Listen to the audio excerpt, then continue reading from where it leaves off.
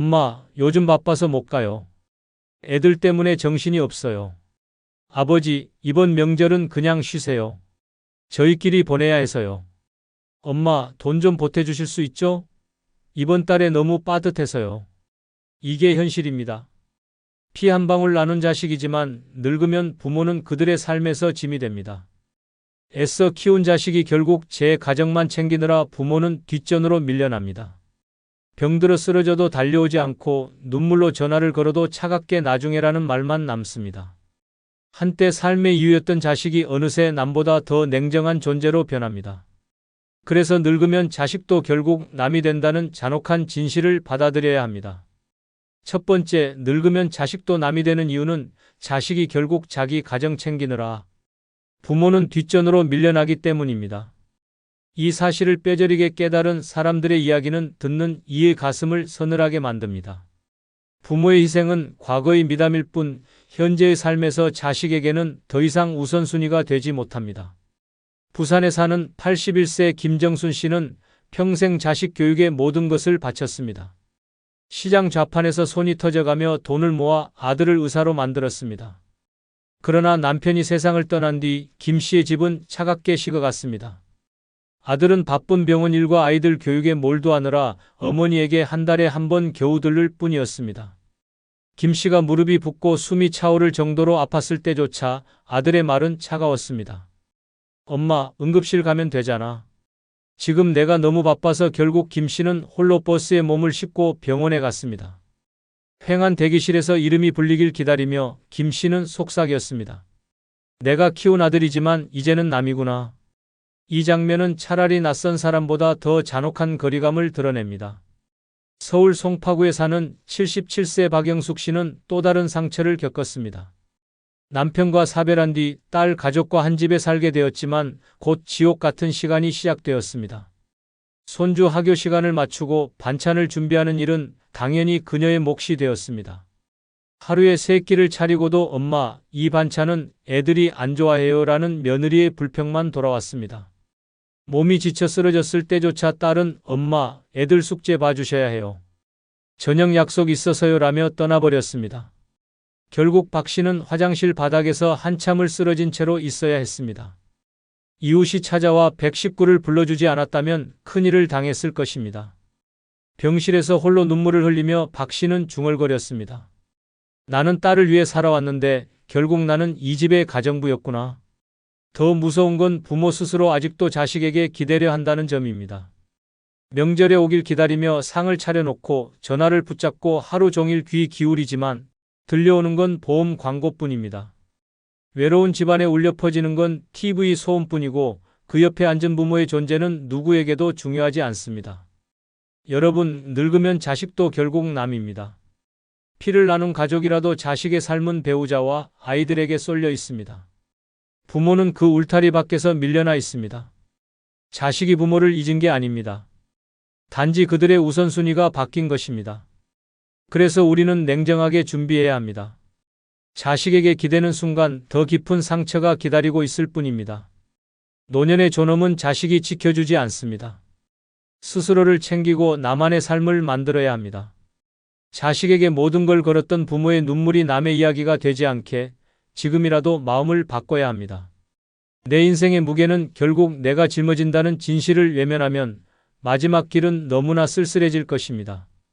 두 번째, 늙으면 자식도 남이 되는 이유 중 하나는 명절에도 잠깐 얼굴만 비추고 사라지기 때문입니다. 그 순간 부모는 처절하게 깨닫습니다.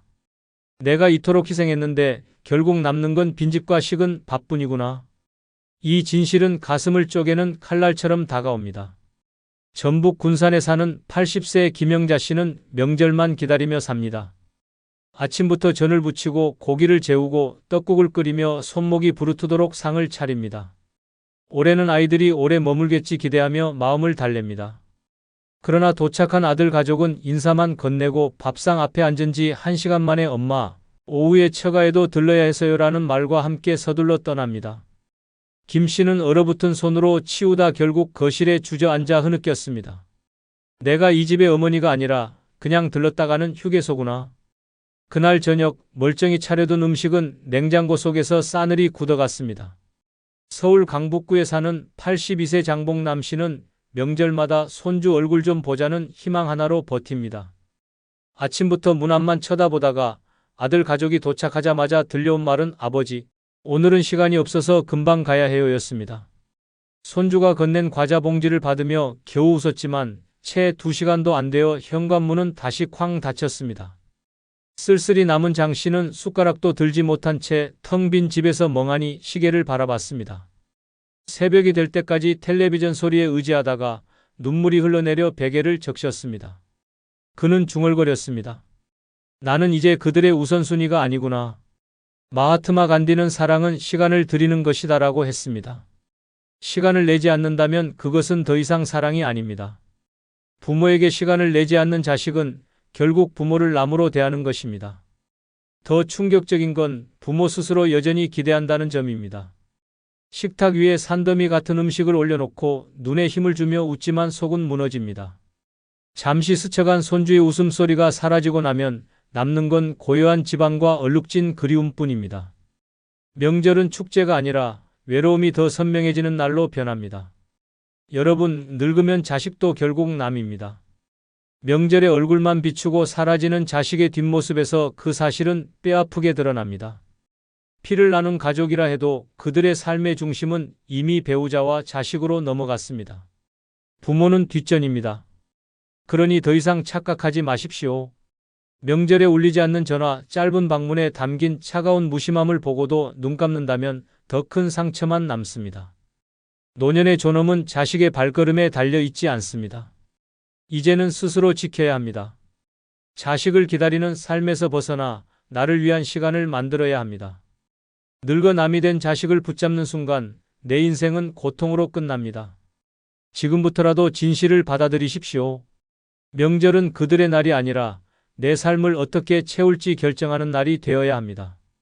세 번째, 늙으면 자식도 남이 되는 이유 중 하나는 부모의 말이 더 이상 지혜가 아니라 잔소리로만 들리기 때문입니다. 피와 땀으로 길러낸 자식에게 던진 충고가 무시당하는 순간 부모는 남보다 더 서러운 존재로 전락합니다. 이 비극을 보여주는 사례는 우리 주변에 너무도 많습니다. 경기도 의정부에 사는 79세 정인자 씨는 늘 아들의 건강을 걱정했습니다. 고혈압 진단을 받았음에도 야근과 술자리를 반복하는 아들을 볼 때마다 정 씨는 애써 달래듯 말했습니다. 술 좀 줄여라. 내 건강이 제일 중요하다. 그러나 돌아오는 대답은 냉정했습니다. 엄마, 제발 잔소리 좀 그만해요. 요즘 누가 술 안 마시고 삽니까? 그 말에 정 씨는 가슴이 철렁 내려앉았습니다. 아들의 건강을 염려하는 마음은 단숨에 무가치한 소음이 되어버린 것입니다. 며칠 후 아들이 갑작스러운 흉통으로 응급실에 실려갔을 때조차 정 씨는 말하지 못했습니다. 내 말 안 들어서 그렇지라는 생각이 목 끝까지 올라왔지만 더 이상 말할 자격조차 빼앗긴 느낌이었습니다. 그녀는 흐느끼며 혼잣말을 했습니다. 내 목소리는 이제 그에게 짐일 뿐이구나. 서울 강동구의 82세 박명숙 씨는 딸과 함께 살았습니다. 혼자 있는 게 외로워 딸 가족과 한 집에 살면 웃음소리가 끊이지 않을 거라 믿었습니다. 하지만 현실은 달랐습니다. 딸이 퇴근하고 돌아오면 박 씨는 기다렸다는 듯 애들 옷은 좀 더 두껍게 입혀라. 밥은 따뜻하게 먹여야지라고 말했습니다. 그러나 딸은 얼굴을 찡그리며 쏘아 붙였습니다. 엄마, 그만 좀 하세요. 제가 애 키우는 거예요. 요즘 시대에 그런 방식 통하지도 않아요. 박 씨는 그 순간 가슴이 찢어지는 듯 했습니다. 평생 키우고 가르친 경험은 무시당하고 오히려 구식이라는 낙인만 찍혔습니다. 시간이 지나면서 박 씨는 입을 닫았습니다. 딸의 표정이 무서워 말 한마디 꺼내는 게 두려웠습니다. 결국 같은 집에 살면서도 대화는 사라지고 밥상 위엔 정막만 흘렀습니다. 박 씨는 속삭였습니다. 나는 이 집의 가족이 아니라 불편한 방해꾼일 뿐이구나. 이처럼 부모의 진심은 늙을수록 잔소리로 바뀝니다. 소크라테스는 말이란 마음의 거울이다라고 했습니다. 하지만 자식에게 부모의 말은 더 이상 거울이 아니라 귀찮은 메아리일 뿐입니다. 진심과 충고가 담긴 목소리는 세상과 단절된 낡은 소리로 치부됩니다. 더 비극적인 건 부모 스스로가 그걸 알면서도 멈추지 못한다는 점입니다. 사랑하니까, 걱정되니까 마지막 남은 힘으로라도 말해주고 싶은데 돌아오는 건 날선 반응뿐입니다. 결국 부모는 입을 닫고 마음까지 닫습니다. 자식은 자유를 얻었다 착각하겠지만 그 순간 부모와 자식의 관계는 이미 멀어진 것입니다. 여러분, 늙으면 자식도 결국 남이 됩니다. 부모의 목소리를 잔소리라 치부하는 순간 가족은 더 이상 따뜻한 울타리가 아닙니다. 그저 불편한 동거일 뿐입니다. 부모가 하고 싶었던 말은 잔소리가 아니라 마지막 남은 사랑이었습니다.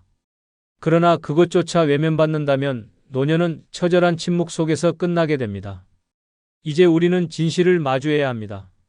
자식은 부모의 말을 필요로 하지 않습니다. 오히려 귀찮아합니다. 그러니 늙은 부모가 할 수 있는 건 단 하나, 자식을 향한 기대를 내려놓고 나만의 목소리를 지키는 것입니다. 부모의 사랑이 잔소리로 전락하는 순간 자식은 이미 남이 되었음을 인정해야 합니다. 그래야만 남은 삶을 더 이상 상처받지 않고 살아갈 수 있습니다. 네 번째, 늙으면 자식도 남이 되는 이유 중 하나는 요양원. 문 앞에서 떠나가는 자식의 뒷모습이 부모의 마지막 기억이 될 수 있기 때문입니다.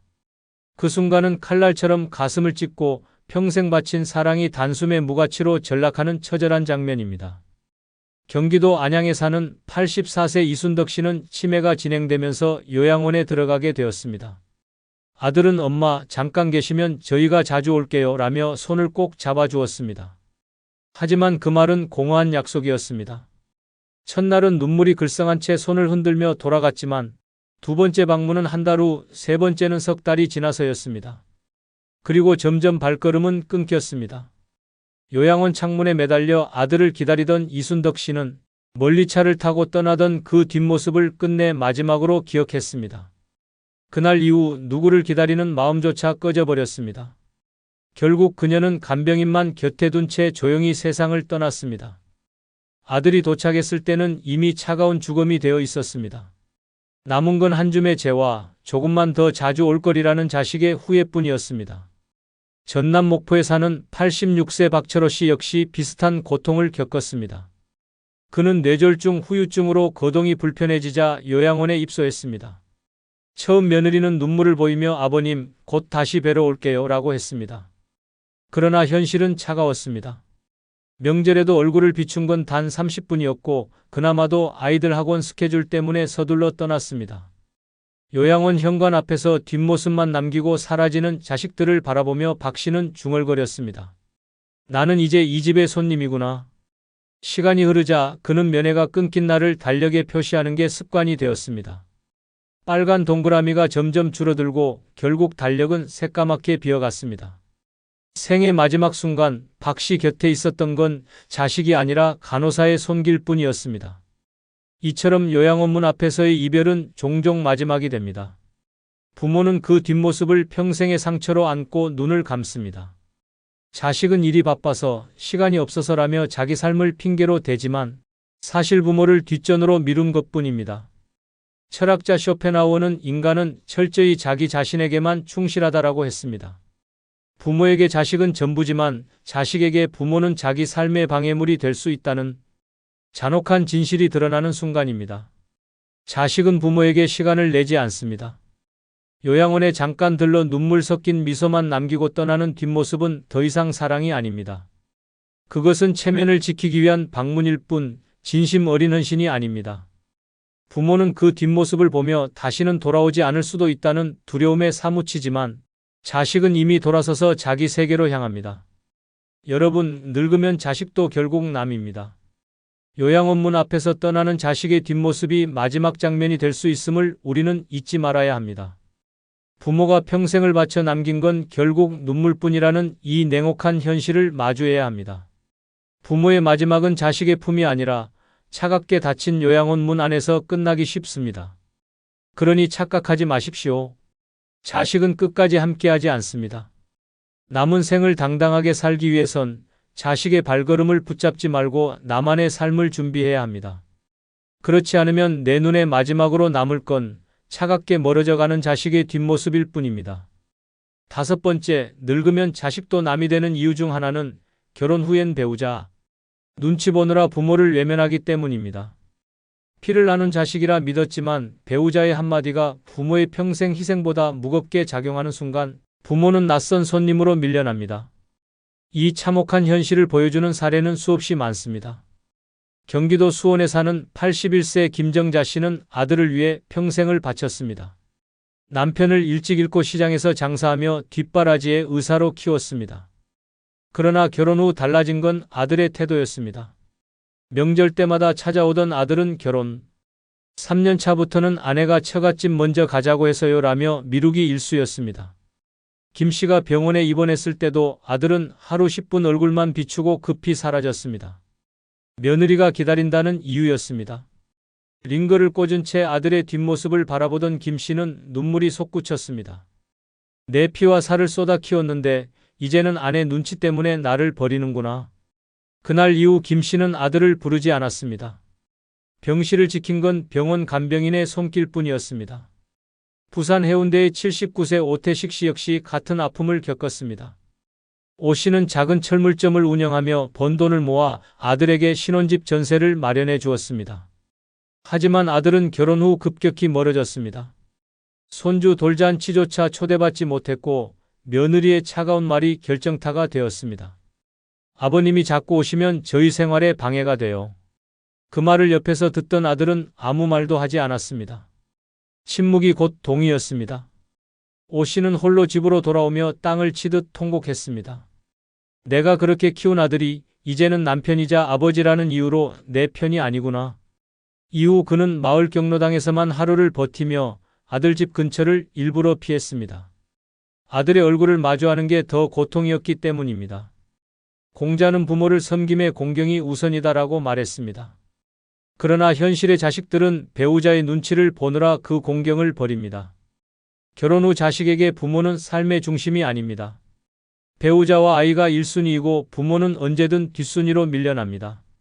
더 잔인한 건 부모 스스로 이 사실을 알면서도 자식을 기다린다는 점입니다. 전화를 걸어도 지금 아내랑 얘기 중이라며 서둘러 끊고 집에 찾아와도 배우자의 눈치를 살피며 오래 머물지 않습니다. 부모의 집은 이제 편안한 고향이 아니라 배우자가 싫어하는 낯선 공간으로 변해버린 것입니다. 여러분, 늙으면 자식도 결국 남입니다. 결혼한 순간부터 자식의 삶은 배우자의 색깔로 물듭니다. 부모는 더 이상 절대적인 존재가 아닙니다. 배우자의 눈치를 보느라 부모를 외면하는 그 순간 부모와 자식 사이는 이미 남보다 더 멀어진 관계로 전락합니다. 부모의 희생이 아무리 컸어도 자식은 배우자의 눈빛 한 번에 등을 돌릴 수 있습니다. 그러니 우리는 착각해서는 안 됩니다. 자식에게 기대며 살려는 순간 더 큰 상처가 기다립니다. 노년의 존엄은 자식이 아니라 나 자신이 지켜야 합니다. 자식이 배우자에게 충성하듯 우리는 이제 나 자신에게 충실해야 합니다. 그것만이 남은 생을 당당하게 지키는 길입니다. 6번째, 늙으면 자식도 남이 되는 이유 중 하나는 부모의 희생을 당연한 것으로 여기기 때문입니다. 부모가 목숨 걸고 바친 세월은 자식의 눈에선 빛나는 헌신이 아니라 마땅한 의무로 변해버립니다. 이 잔인한 착각이 부모의 가슴을 가장 깊이 찌릅니다. 대구 달서구에 사는 82세 장영자 씨는 평생 식당 허드레질을 하며 번 돈으로 세 자녀를 대학에 보냈습니다. 새벽마다 새우젓 냄새를 뒤집어 쓰고 밤늦게 귀가하면서도 단 한 번도 자식에게 불평하지 않았습니다. 그러나 그녀가 병으로 쓰러져 병원에 입원했을 때 자식들의 말은 충격적이었습니다. 엄마, 우리가 얼마나 고생해서 지금 사는 줄 알아요? 엄마는 그때 당연히 우리 키워야 했잖아요. 장 씨는 눈을 감고 흐느꼈습니다. 평생을 바친 헌신이 고마움이 아니라 당연한 의무였다는 사실에 그 순간 자식이 남보다도 더 낯설게 느껴졌습니다. 결국 퇴원 후 그녀는 자식집이 아닌 작은 원룸에서 혼자 살게 되었습니다. 그 외로움은 죽음보다 차가웠습니다. 전북 전주의 79세 이철수 씨는 건설 현장에서 허리가 휘도록 일하며 아들 집을 장만해 주었습니다. 땀에 젖은 도시락을 들고 하루하루를 버텼던 이유는 내 자식은 힘들지 않게 살게 하리라는 다짐 때문이었습니다. 그러나 은퇴 후 생활비가 부족해 아들에게 도움을 청했을 때 돌아온 대답은 가혹했습니다. 아버지가 집 사준 건 그때 당연한 거예요. 그게 부모 역할이잖아요. 이철수 씨는 차갑게 굳은 얼굴로 중얼거렸습니다. 내가 흘린 피와 땀이 다 당연한 거였다니 이후 그는 자식에게 더는 기대하지 않았습니다. 손주 돌잔치에도 불려가지 못했고 결국 쓸쓸히 경로당에서 하루하루를 버텨야 했습니다. 공자는 부모의 은혜는 하늘과 같아 갚을 수 없다고 말했습니다. 하지만 현대의 자식들은 그 은혜를 하늘이 아닌 공기처럼 여깁니다. 있으면 당연하고 없어도 불평하는 존재로 취급합니다. 마더 테레사는 사랑의 반대말은 증오가 아니라 무관심이다라고 했습니다. 바로 그 무관심이 부모의 희생을 당연한 것으로 만들고 결국 부모를 나무로 만드는 비극의 시작입니다. 더 무서운 건 부모 스스로도 이 현실을 알고 있다는 점입니다. 자식에게 희생을 당연히 제공하며 자신이 남은 생을 고통으로 마무리한다는 걸 알면서도 멈추지 못합니다. 그 사랑이 자식에게는 짐이 아니라 의무의 연장선으로만 남기 때문입니다. 결국 부모는 자신이 쏟은 모든 노력이 고마움이 아닌 기대치로만 돌아온다는 걸 늦게 깨닫습니다. 여러분, 늙으면 자식도 결국 남입니다. 부모의 희생은 그들에게 특별하지 않습니다. 당연히 해야 할 일로 치부되는 순간 부모는 더 이상 존경의 대상이 아니라 의무를 다한 뒤 버려져도 되는 존재가 됩니다. 그러니 착각하지 마십시오. 내가 흘린 눈물과 땀이 자식에게 영원히 기억될 것이라 믿는 건 환상입니다. 자식은 부모의 희생 위에 서 있지만 그 희생을 감사로 기억하지 않습니다. 당연함으로 외면할 뿐입니다. 늙은 부모가 지켜야 할 건 자식의 인정이 아니라 스스로의 존엄입니다. 희생을 내 인생의 결말로 남기지 말고 남은 생만큼은 나 자신에게 충실해야 합니다. 그렇지 않으면 내 삶의 마지막 장은 자식에게 당연이라는 말로 끝나버리고 말 것입니다. 전라북도 김제에 사는 박선희 씨는 이제 형제라는 단어만 들어도 가슴이 철렁 내려앉습니다. 이유는 유산 때문이었습니다. 어머니를 마지막까지 간병한 건 그녀였지만 상속 자리에서 동생이 서류를 내밀며 내 몫은 반드시 챙긴다라고 말한 순간 모든 게 무너졌습니다. 그날 이후 피부치라는 말은 그녀에게 아무 의미가 없어졌습니다. 혈육이라는 울타리는 사라지고 남보다 더 차갑고 서늘한 벽만 남았습니다. 오늘 영상은 바로 이런 상처를 겪은 분들에게 드리는 이야기입니다. 왜 나이 들수록 형제 자매가 남처럼 느껴지는지 그 냉혹한 현실을 6가지 이유로 풀어드리겠습니다. 나이 들수록 형제 자매가 남이 되는 첫 번째 이유는 경제적 격차가 관계의 균열을 만들어내기 때문입니다. 동생네 집에 한번 모이자고 했더니 올케가 그러더군요. 우리 집은 좁고 불편해서 손님 맡기 힘들다고요. 그 말이 아직도 제 마음을 찌릅니다. 어릴 땐 같은 반찬으로 밥을 나눠 먹고 장난감 하나를 돌려 쓰며 자랐습니다. 하지만 나이를 먹을수록 현실은 달라집니다. 누군가는 안정된 연금으로 여유를 누리고 누군가는 여전히 약국 계산대 앞에서 손을 벌벌 떨며 가격을 걱정합니다. 이 차이가 깊어질수록 만나면 대화는 겉돌고 웃음은 억지로 만들어집니다. 누군가는 명품 옷을 걸치고 다른 이는 재래시장에서 흥정한 옷을 입습니다. 눈빛 속엔 서로 다른 삶의 무게가 비쳐 결국 감정의 균열로 이어집니다. 형제 사이에서 돈 이야기는 굳이 꺼내지 않아도 항상 그림자처럼 따라옵니다. 수입과 지출, 자식들의 생활 수준, 이런 것들이 비교가 되면서 말끝마다 불편함이 스며듭니다. 잘 사는 쪽은 올해는 세금이 너무 많아 힘들다고 툭 내뱉지만 듣는 쪽은 속으로 생각합니다. 세금 낼 돈이라도 있지, 난 병원비가 없어 불안한데. 이렇게 작은 말 한마디가 곧 서운함으로 번지고 마음의 벽을 두텁게 쌓아갑니다. 인천에 사는 73세 강인숙 씨는 둘째 오빠와 8년째 왕래가 없습니다. 둘째 오빠는 젊을 때 회사를 운영하며 성공했고 지금은 상가 건물 월세로 풍족한 노년을 보내고 있습니다. 반면 강 씨는 남편이 남긴 빚을 갚느라 평생 일했고 지금도 국민연금으로 근근히 살아갑니다. 명절 모임 때마다 차이는 극명했습니다. 오빠네 식탁에는 수입 과일과 고급 와인이 오르고 대화는 늘 해외여행을 어디로 갈까, 딸이 외제차를 샀다더라 같은 이야기뿐이었습니다. 강 씨는 웃으며 듣는 척했지만 마음속엔 차가운 벽이 쌓여갔습니다. 그러다 어느 설날 오빠가 무심코 던진 한마디가 결정타가 됐습니다. 넌 아직도 전세야? 준비 좀 더 했어야지. 그 말에 강 씨는 더는 모임에 가지 않았습니다. 지금도 그는 말합니다. 형제라도 내 삶을 깎아내리면 그건 더 이상 가족이 아닙니다. 경제적 차이는 표정과 말투에 배어 나옵니다. 아무리 숨기려 해도 사는 집, 입는 옷, 자식 이야기에서 다 드러납니다. 이 차이를 반복해 마주하다 보면 만남 자체가 괴로워집니다. 굳이 내 초라한 현실을 드러내야 하나, 그 자리에 가면 또 상처받겠지라는 생각이 들며 연락을 끊게 됩니다. 더 무서운 건 돈이 감정의 서열을 만들어버린다는 사실입니다. 가진 쪽은 자신도 모르게 충고자의 위치에 서고 없는 쪽은 모멸감을 견뎌야 합니다. 그때 집이라도 샀어야지, 조금 더 벌었으면 편했을 텐데라는 말은 조언처럼 들리지 않고 상처와 모욕으로 남습니다. 형제는 같은 피를 나눴어도 전혀 다른 길을 걸을 수 있습니다.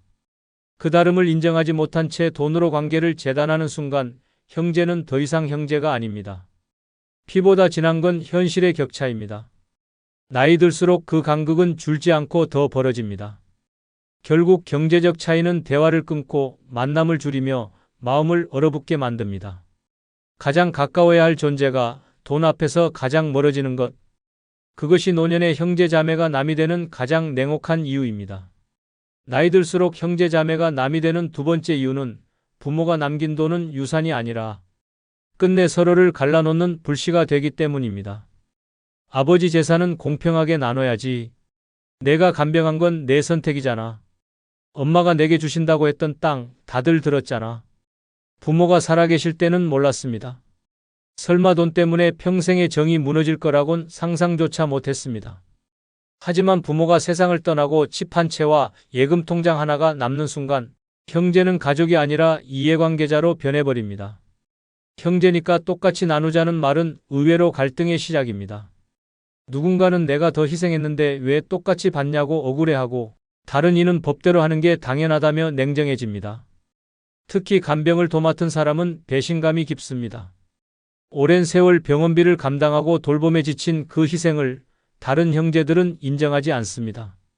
오히려 그건 내가 자식으로서 한 도리일 뿐이라며 무시합니다. 정작 병원비 한 푼 보탠 적 없는 이들이 상속 이야기가 나오면 가장 먼저 목소리를 높입니다. 그 순간 남보다 더 지독한 다툼이 시작됩니다. 충청도 천안에 사는 75세 오정숙 씨도 같은 상처를 겪었습니다. 아버지가 쓰러진 뒤 8년간 간병을 맡았던 건 50분이었습니다. 큰오빠와 작은오빠는 지방에 산다는 이유로 거의 찾아오지 않았고 모든 병원비와 생활비는 오 씨가 부담했습니다. 자신의 노후 준비조차 포기했지만 부모를 향한 의무감 하나로 버텼습니다. 그러나 아버지가 돌아가신 뒤 남은 건 시골집 한 채와 얼마 안 되는 예금이었습니다. 장례식장에서 두 오빠가 꺼낸 첫 마디는 집은 셋이서 나눠야지였습니다. 오 씨가 울분을 토하자 돌아온 대답은 그러니까 유언장이 필요했지였습니다. 결국 집은 법대로 나눠졌고 오 씨는 두 오빠와의 인연을 끊었습니다. 그는 지금도 말합니다. 아버지를 잃은 슬픔보다 오빠들의 말이 더 잔인했어요. 이처럼 부모가 남긴 재산은 남겨진 자식들에게 축복이 아니라 싸움의 불씨가 됩니다. 평생 감춰져 있던 마음속 욕심이 그 순간 폭발합니다. 엄마가 평소에 나를 더 챙겼다. 그 땅은 원래 내 몫이었다는 주장들이 난무하며 감정은 걷잡을 수 없이 파탄납니다. 결국 남는 건 돈도 관계도 아닙니다. 상처만이 오래도록 가슴에 남습니다. 형제끼리 돈 문제로 싸우지 말자는 말은 공허한 구호에 불과합니다. 사람은 가장 가까운 사이에서 가장 치열하게 따집니다. 돈 앞에서 멀쩡했던 형제는 적이 되고 수십 년의 정은 몇 줄의 재산 목록보다도 하찮아집니다. 뒤늦은 후에는 관계가 완전히 끊긴 뒤에야 찾아옵니다. 하지만 이미 돌이킬 수 없습니다. 형제 자매가 남이 되는 건 결국 돈이 원인이 아닙니다. 돈 앞에서 드러나는 본심이 진짜 원인입니다. 그리고 그 본심을 본 순간 예전으로 돌아가는 길은 없습니다. 피보다 잔혹한 건 계산하는 눈빛입니다. 그 눈빛을 한번 마주한 순간 형제는 더 이상 가족이 아니라 철저히 남이 됩니다. 부모의 마지막이 곧 형제의 마지막이 될 수 있다는 사실, 그것이 노년에 맞이하는 가장 쓰라린 진실입니다. 나이 들수록 형제 자매가 남이 되는 세 번째 이유는 같은 부모 밑에서 자랐어도 결국은 전혀 다른 길을 걸어왔기 때문입니다. 어릴 땐 하루 종일 붙어 지냈는데 왜 지금은 이렇게 서먹할까? 똑같은 말을 해도 왜 저 사람은 늘 다르게만 받아들이지? 차라리 모르는 사람이라면 속 편했을 텐데. 이런 생각이 든 적 있다면 이미 느끼셨을 겁니다. 형제 자매라는 관계는 나이가 들수록 함께 자란 가족이 아니라 삶의 방식이 전혀 다른 타인이 되어 간다는 사실을요. 어릴 땐 같은 밥상에 둘러앉아 김치 하나 나눠 먹고 겨울이면 한 이불 덮고 추위를 견뎠습니다. 하지만 세월이 흐르면서 각자의 환경은 달라졌습니다. 누군가는 도시에서 직장 생활을 하며 경쟁을 겪었고 누군가는 시골에서 농사로 평생을 버텼습니다. 사는 방식이 다르니 생각도 달라지고 말투조차 어긋납니다. 요즘 사람들 다 그렇게 살아라는 말이 의도는 없어도 듣는 쪽은 내 삶을 무시하나라는 상처로 받아들이게 됩니다. 결국 명절 자리에서도 대화는 공허하게 겉돌고 남는 건 침묵뿐입니다. 대전 유성구에 사는 72세 이성호 씨는 여동생과 연락을 끊은 지 벌써 6년째입니다. 젊었을 땐 누구보다 가까웠고 서로의 집에 아이 맡기며 의지했습니다. 하지만 어느 날 이 씨가 사업 실패로 힘들어하던 시절에 여동생이 무심코 던진 말이 모든 걸 바꿨습니다. 오빠가 좀 더 똑똑했으면 그런 일 없었을 텐데. 난 절대 그렇게는 안 살았을 거야. 말은 짧았지만 그 말이 가슴을 무너뜨렸습니다. 자존심은 짓밟혔고 그 이후 대화는 끊겼습니다. 생일도 제사도 따로 지내며 서로의 소식을 묻지 않는 사이가 되었습니다. 이 씨는 훗날 이렇게 말했습니다. 남이 했으면 흘려들었을 텐데 가족이 했으니 평생 못 잊는 상처가 됐습니다. 같은 부모에게서 태어났다고 같은 생각을 하는 게 아니더군요. 형제 자매가 남이 되는 건 큰 다툼 때문이 아닙니다. 세월 속에서 쌓인 서로 다른 경험과 가치관이 결국 공감을 끊어버리기 때문입니다. 어린 시절의 추억은 잠시 묶어둘 수 있어도 지금의 삶이 달라지면 공감의 끈은 금세 끊어집니다.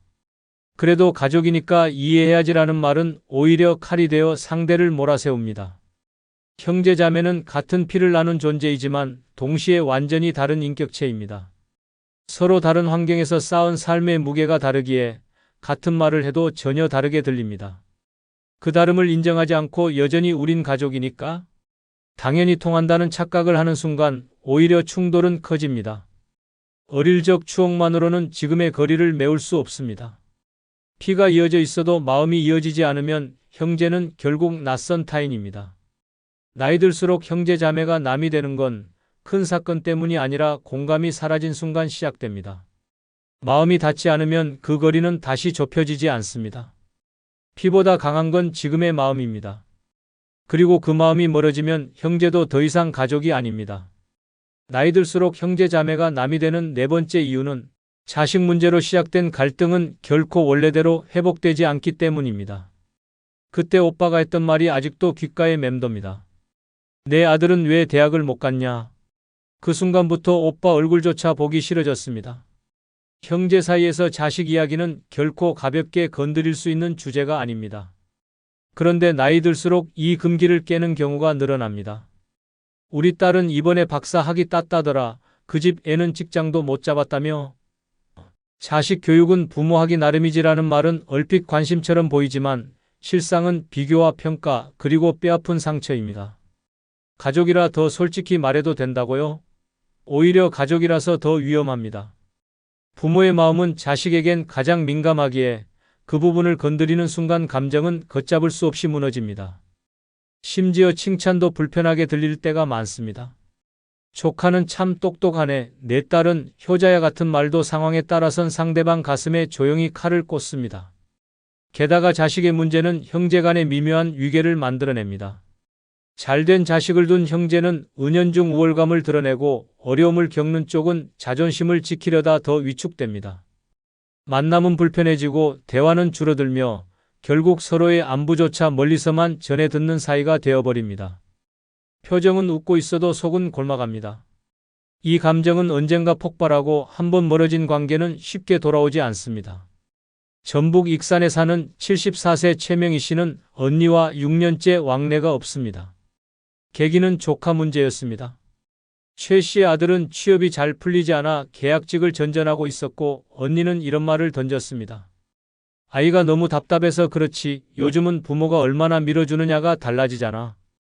평소라면 넘길 수도 있었겠지만 당시 최 씨는 아들의 취업 실패와 빚 문제로 마음이 산산조각 나 있었습니다. 그 말은 걱정이 아니라 조롱처럼 들렸습니다. 그날 이후 최 씨는 언니의 연락을 받지 않았고 명절 모임에도 가지 않았습니다. 언니가 뒤늦게 사과를 전했지만 난 그냥 걱정돼서 한 말이야라는 변명은 오히려 마음의 문을 더 굳게 닫아버렸습니다.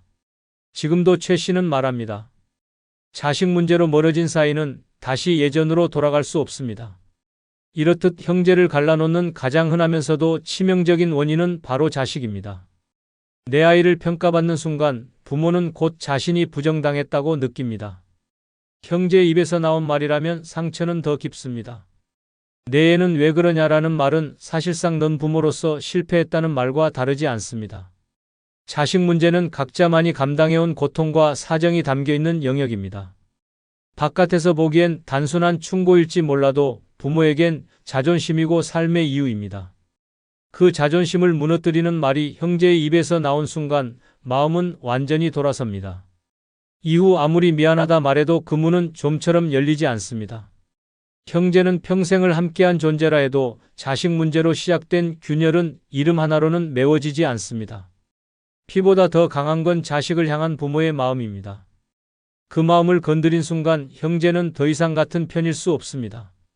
나이 들어서도 자식 문제로 상처받은 부모의 마음은 조용히 멀어지고 그렇게 형제는 남보다 더 먼 타인이 되어갑니다. 그리고 그 거리는 다시 돌아오지 않습니다. 나이 들수록 형제 자매가 남이 되는 다섯 번째 이유는 가까운 사이라서 던진 말 한마디가 남보다 더 깊게 상처가 되기 때문입니다. 그때 동생이 했던 말 아직도 잊히질 않습니다. 남이 했다면 웃고 넘겼을 텐데 내 동생이었으니 도저히 못 견디겠더라고요. 우리는 흔히 가족이니까 괜찮을 거라 생각합니다. 대충 말해도 이해할 거라 믿습니다. 하지만 현실은 정반대입니다. 가족이기 때문에 말 한마디가 가슴에 더 날카롭게 꽂히고 더 오래 남습니다. 친구가 있으면 농담으로 들릴 말도 형제 자매가 하면 평생 못 잊는 상처가 됩니다. 기대가 있기 때문입니다. 내 형제만은 나를 이해해 주겠지, 내 동생만은 내 편이겠지라는 믿음이 배신으로 돌아오는 순간 감정은 걷잡을 수 없이 틀어집니다. 특히 나이가 들수록 가치관과 생활 방식이 달라지면서 작은 말투 하나, 태도 하나가 아픔이 됩니다. 넌 항상 그 모양이지, 그 나이에 그걸 몰라? 우리 애들은 절대 안 그래 같은 말들이 쉽게 튀어나옵니다. 충고처럼 들리지만 사실은 비난이고 관심처럼 보이지만 사실은 무시입니다. 그리고 가장 가까운 사람의 입에서 나온 말이기에 그 상처는 더 깊이 남습니다.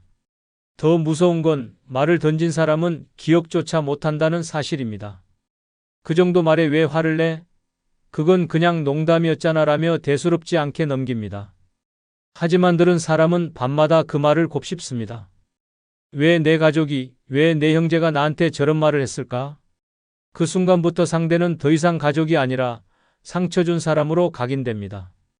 마음의 문이 닫히고 연락이 끊어지고 명절에도 얼굴을 보지 않게 됩니다. 전라북도 정읍에 사는 76세 윤말순 씨는 둘째 언니와 10년 가까이 연락이 없습니다. 계기는 사소했습니다. 아들이 사업 실패로 힘들어하던 시절 언니가 식사 자리에서 웃으며 던진 말 때문이었습니다. 내 아들은 어릴 때부터 고집이 세더니 결국은 실패하네. 다른 가족들은 웃어넘겼지만 윤 씨는 숨이 막혔습니다.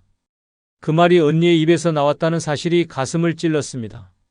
이후 윤 씨는 언니의 연락을 피했고 몇 번의 사과 시도마저 그걸 아직도 마음에 두고 있냐는 말에 더 큰 상처가 되었습니다. 결국 윤 씨는 언니를 모든 가족 모임에서 제외했습니다. 윤 씨는 말합니다. 남이 했으면 그냥 지나쳤을 거예요. 그런데 언니였으니까 내 심장이 무너졌습니다. 지금도 명절이 되면 마음 한켠에서 그리움과 분노가 동시에 올라옵니다. 가족이니까 괜찮겠지라며 던진 한마디가 결국 평생의 관계를 잘라버린 것입니다. 형제자매는 서로의 약점을 누구보다 잘 압니다. 그래서 무심히 던진 말이 치명적인 흉기가 됩니다. 그 상처는 단순한 기억으로 남지 않습니다. 관계를 절단내는 경계선이 되어버립니다. 가까운 사이일수록 말에 더 신중해야 하지만 나이 들수록 그 무게를 잊고 쉽게 내뱉습니다. 그리고 잊습니다. 그러나 들은 사람은 잊지 못합니다. 결국 형제 자매가 남이 되는 건 다툼이 커서가 아닙니다. 가까운 사람의 입에서 나온 무심한 한마디가 평생 지워지지 않는 흉터가 되기 때문입니다. 피보다 깊은 상처는 바로 그 말에서 비롯됩니다. 그리고 그 상처는 나이 들어서도 마음을 병들게 만듭니다. 나이 들수록 형제 자매가 남이 되는 6번째 이유는 내가 잘 되면 시기하고 못 되면 무시하기 때문입니다. 내가 아파트를 장만했을 땐 축하한다는 말 한마디 못 들었어요. 그런데 사정이 안 좋아 전세로 내려앉으니 오히려 언니가 그럴 줄 알았다고 말하더군요. 그 말이 아직도 귓가에서 떠나지 않습니다. 형제 자매 관계의 본 모습은 바로 이런 순간에 드러납니다. 내가 잘 되면 진심 어린 축하보다 질투가 먼저 나오고 내가 힘들어지면 위로보다는 무시가 돌아옵니다. 피를 나눈 사이라서 기대했던 만큼 그 배신감은 더 깊게 남습니다. 어릴 땐 같은 밥을 먹고 같은 이불을 덮으며 서로의 편이 되어주던 형제가 나이 들어서는 남보다 더 서늘한 존재로 변해버리는 이유가 여기에 있습니다. 경기도 평택에 사는 75세 김영호 씨는 둘째 동생과 왕래를 끊은 지 7년이 넘었습니다. 그는 청년 시절 작은 가게를 운영하며 고생했지만 결국 사업이 크게 성공해 건물까지 마련했습니다. 그때 가족들이 모인 자리에서 김 씨는 동생에게서 축하 대신 이런 말을 들었습니다. 형, 운이 좋았던 거지. 형이 그렇게 능력이 있었던 건 아니잖아. 그 말은 칭찬을 돌려 말한 게 아니라 대놓고 업적을 깎아내리는 비아냥이었습니다. 김 씨는 서운했지만 그냥 넘어갔습니다. 그러나 몇 년 뒤 경기 불황으로 사업이 무너지고 건물까지 팔게 되자 동생은 기다렸다는 듯 말했습니다. 형은 원래 안목이 없어. 결국 이렇게 되는 거야. 김 씨는 그 순간 동생과의 관계가 끝났음을 직감했습니다. 성공했을 때도 실패했을 때도 그의 곁엔 진심이 없었음을 깨달았기 때문입니다. 지금 그는 말합니다. 형제라도 내 기쁨을 함께하지 못하고 내 슬픔에 위로 한마디 못한다면 그건 남보다 못한 사람입니다. 비슷한 상처는 전라남도 순천에 사는 73세 최인숙 씨에게도 있었습니다. 젊을 땐 가난했지만 자녀가 공부를 잘해 결국 의사가 되었습니다. 동네 사람들도 축하했고 친척들도 부러워했지만 정작 언니는 요즘은 의사도 많다더라. 앞으로는 별거 아니야라는 말을 아무렇지 않게 내뱉었습니다. 최 씨는 그 말을 듣는 순간 속이 서늘해졌습니다. 세상 누구보다 기뻐해 주길 바랐던 가족의 입에서 시기 어린 말이 흘러나왔기 때문입니다. 시간이 흘러 자녀가 외국으로 떠나고 홀로 지내며 외로움에 시달리던 어느 날, 최 씨는 다시 언니에게 마음을 열고 싶었습니다. 그러나 이번에는 반대로 무시가 돌아왔습니다. 너네가 멀리 있어서 그렇지 우리는 손주 덕에 매일 즐겁다는 언니의 말이 결정타가 되었습니다. 그날 이후 최 씨는 언니와 연락을 완전히 끊었습니다. 내가 잘 되면 질투하고 내가 힘들면 위로는커녕 무시하는데 어떻게 가족이라 부를 수 있겠냐고 말했습니다. 이렇듯 형제 자매는 남보다 더 솔직할 수 있다는 착각에 빠져 축하해야 할 때, 시기하고 위로해야 할 때 무시하는 말을 쉽게 던집니다. 하지만 가장 가까운 사이에서 받은 시기와 무시는 남이 한 것보다 훨씬 더 깊은 상처가 됩니다. 성공했을 때 질투에 찬 눈빛을 보면 그 순간부터 마음을 닫게 됩니다. 실패했을 때 무시 섞인 말을 들으면 다시는 그 사람 앞에서 속마음을 털어놓을 수 없습니다. 나이 들수록 형제 자매가 남이 되는 건 단순히 삶의 길이 달라져서가 아닙니다. 내가 잘 되면 시기하고 못 되면 무시하는 그 차가운 태도 때문입니다. 피보다 진한 건 마음입니다. 그 마음이 내 편이 되지 못할 때 형제 자매라는 이름은 아무 의미가 없습니다. 결국 남는 건 시기와 무시가 남긴 흉터뿐이고 그 흉터는 가족이라는 마지막 다리마저 무너뜨립니다. 형제는 가까운 듯 보이지만 이런 말 한마디와 태도 앞에서 결국 남보다 더 먼 존재가 됩니다. 혼자 죽은 지 3달 만에 발견됐답니다. 병원비 감당 못해서 집 팔고 쫓겨났대요. 평생 자식 뒷바라지 하다가 치매 걸렸는데 아무도 안 찾아온대요. 믿기 힘드시겠지만 지금 이 순간 당신 옆집에서 벌어지고 있는 진짜 이야기입니다. 늙어서 병들고 외롭고 무시당한 채 천천히 죽어가는 사람들의 공통점은 단 하나. 자신을 챙기지 못한 사람들입니다. 남 눈치 보며 참고 자식 걱정에 매달리고 돈에 목매다 결국 자기 삶을 잃어버린 사람들. 이제는 달라져야 합니다. 오늘 알려드릴 내 걱정 다 가져가라. 노년에 스트레스 없이 사는 5가지 방법. 이 5가지만 지켜도 병, 외로움, 후회라는 이름의 지옥에서 당신 스스로를 구해낼 수 있습니다. 지금부터 시작합니다. 구독, 좋아요, 알림 설정 누르시면 시작하겠습니다. 아울러 주변의 소중한 분들에게 많은 공유 부탁드립니다. 첫 번째, 노년에 스트레스 없이 사는 방법은 나를 이용하려는 사람과는 단호히 끊는 것입니다. 평생을 남 눈치 보며 누군가의 부탁을 거절하지 못해 살아온 당신, 그 착함이 결국 늙어선 사람들의 먹잇감이 됩니다. 처음엔 어르신 덕분에 힘이 나요라고 접근하지만 어느새 그들은 당신 지갑을 열고 당신 시간을 빼앗고 당신 정서를 갉아먹습니다. 이용당하는 노인은 늙는 게 아니라 천천히 말라 죽는 중입니다. 문제는 당신이 너무 착하다는 겁니다. 그래도 내가 해줄 수 있는 게 있지 않을까? 나 아니면 누가 저 사람 도와주겠어? 라는 말로 스스로를 속입니다. 하지만 그 순간 당신은 피를 뽑히는 늙은 사슴이 되는 겁니다. 상대는 절대 당신을 배려하지 않습니다. 당신이 망가질 때까지, 다 퍼줄 때까지 이용합니다. 강원도 원주에 사는 74세 김은숙 씨는 수년간 동네 지인 의 씨의 부탁을 거절하지 못했습니다. 처음엔 단순한 장보기 심부름이었습니다. 그러다 요즘 몸이 안 좋아서라며 통장을 대신 들고 가게 해달라 했고, 이번 달 생활비가 모자라서라는 말과 함께 20만 원, 30만 원씩 슬그머니 빌려갔습니다. 처음엔 갚겠다 했지만 결국 돌려받은 건 싸늘한 말 한마디. 돈도 아까우세요? 김 씨는 그제야 깨달았습니다. 자신은 친구가 아니라 지갑이었다는 걸. 하지만 이미 감정적으로 휘둘려버린 뒤였습니다. 그 사람도 사정이 있으니까 내가 너무 각박하게 구는 건 아닐까, 그렇게 마음을 추스르지 못하던 어느 날 김 씨는 고혈압 쇼크로 쓰러졌습니다. 병원 응급실에서 깨어난 그는 의사에게 들었습니다. 지속적인 정서적 스트레스가 원인이었습니다. 신경 끄셔야 해요. 그날 이후 김 씨는 단호해졌습니다. 연락을 끊고 문을 잠그고 단 한 통의 메시지도 보내지 않았습니다. 동네에서 우연히 마주쳐도 지금 제 건강 챙기기도 바쁩니다라며 뒤돌아섰습니다. 놀랍게도 그 뒤로 몸이 좋아지기 시작했습니다. 약을 줄였고 잠이 잘 오고 얼굴에 생기가 돌았습니다. 김 씨는 말했습니다. 내가 나를 지켜낸 첫 순간이었어요.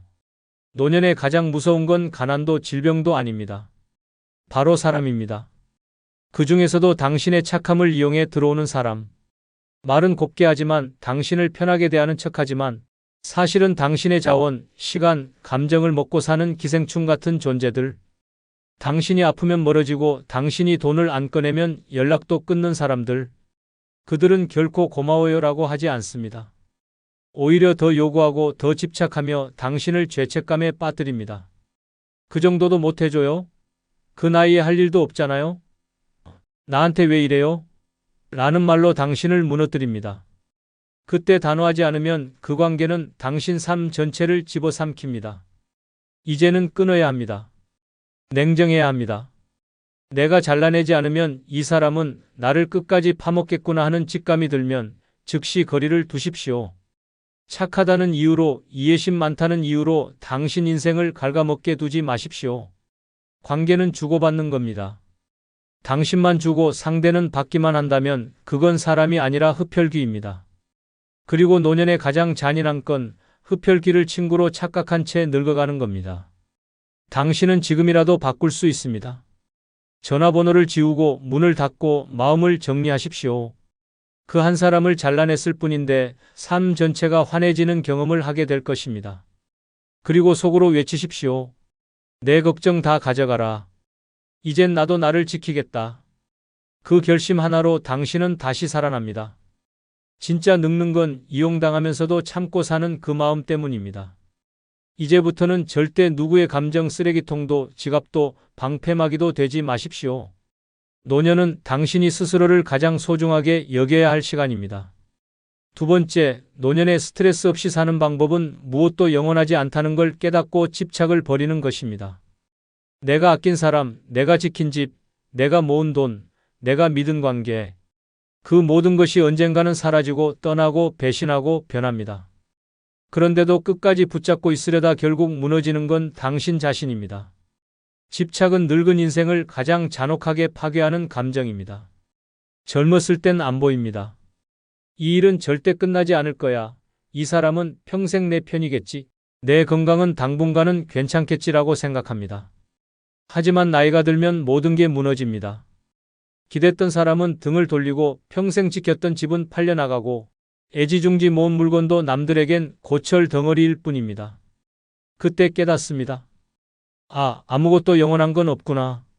경기도 평택에 사는 76세 정기열 씨는 평생 모은 돈을 들여 지은 단독주택에 집착했습니다.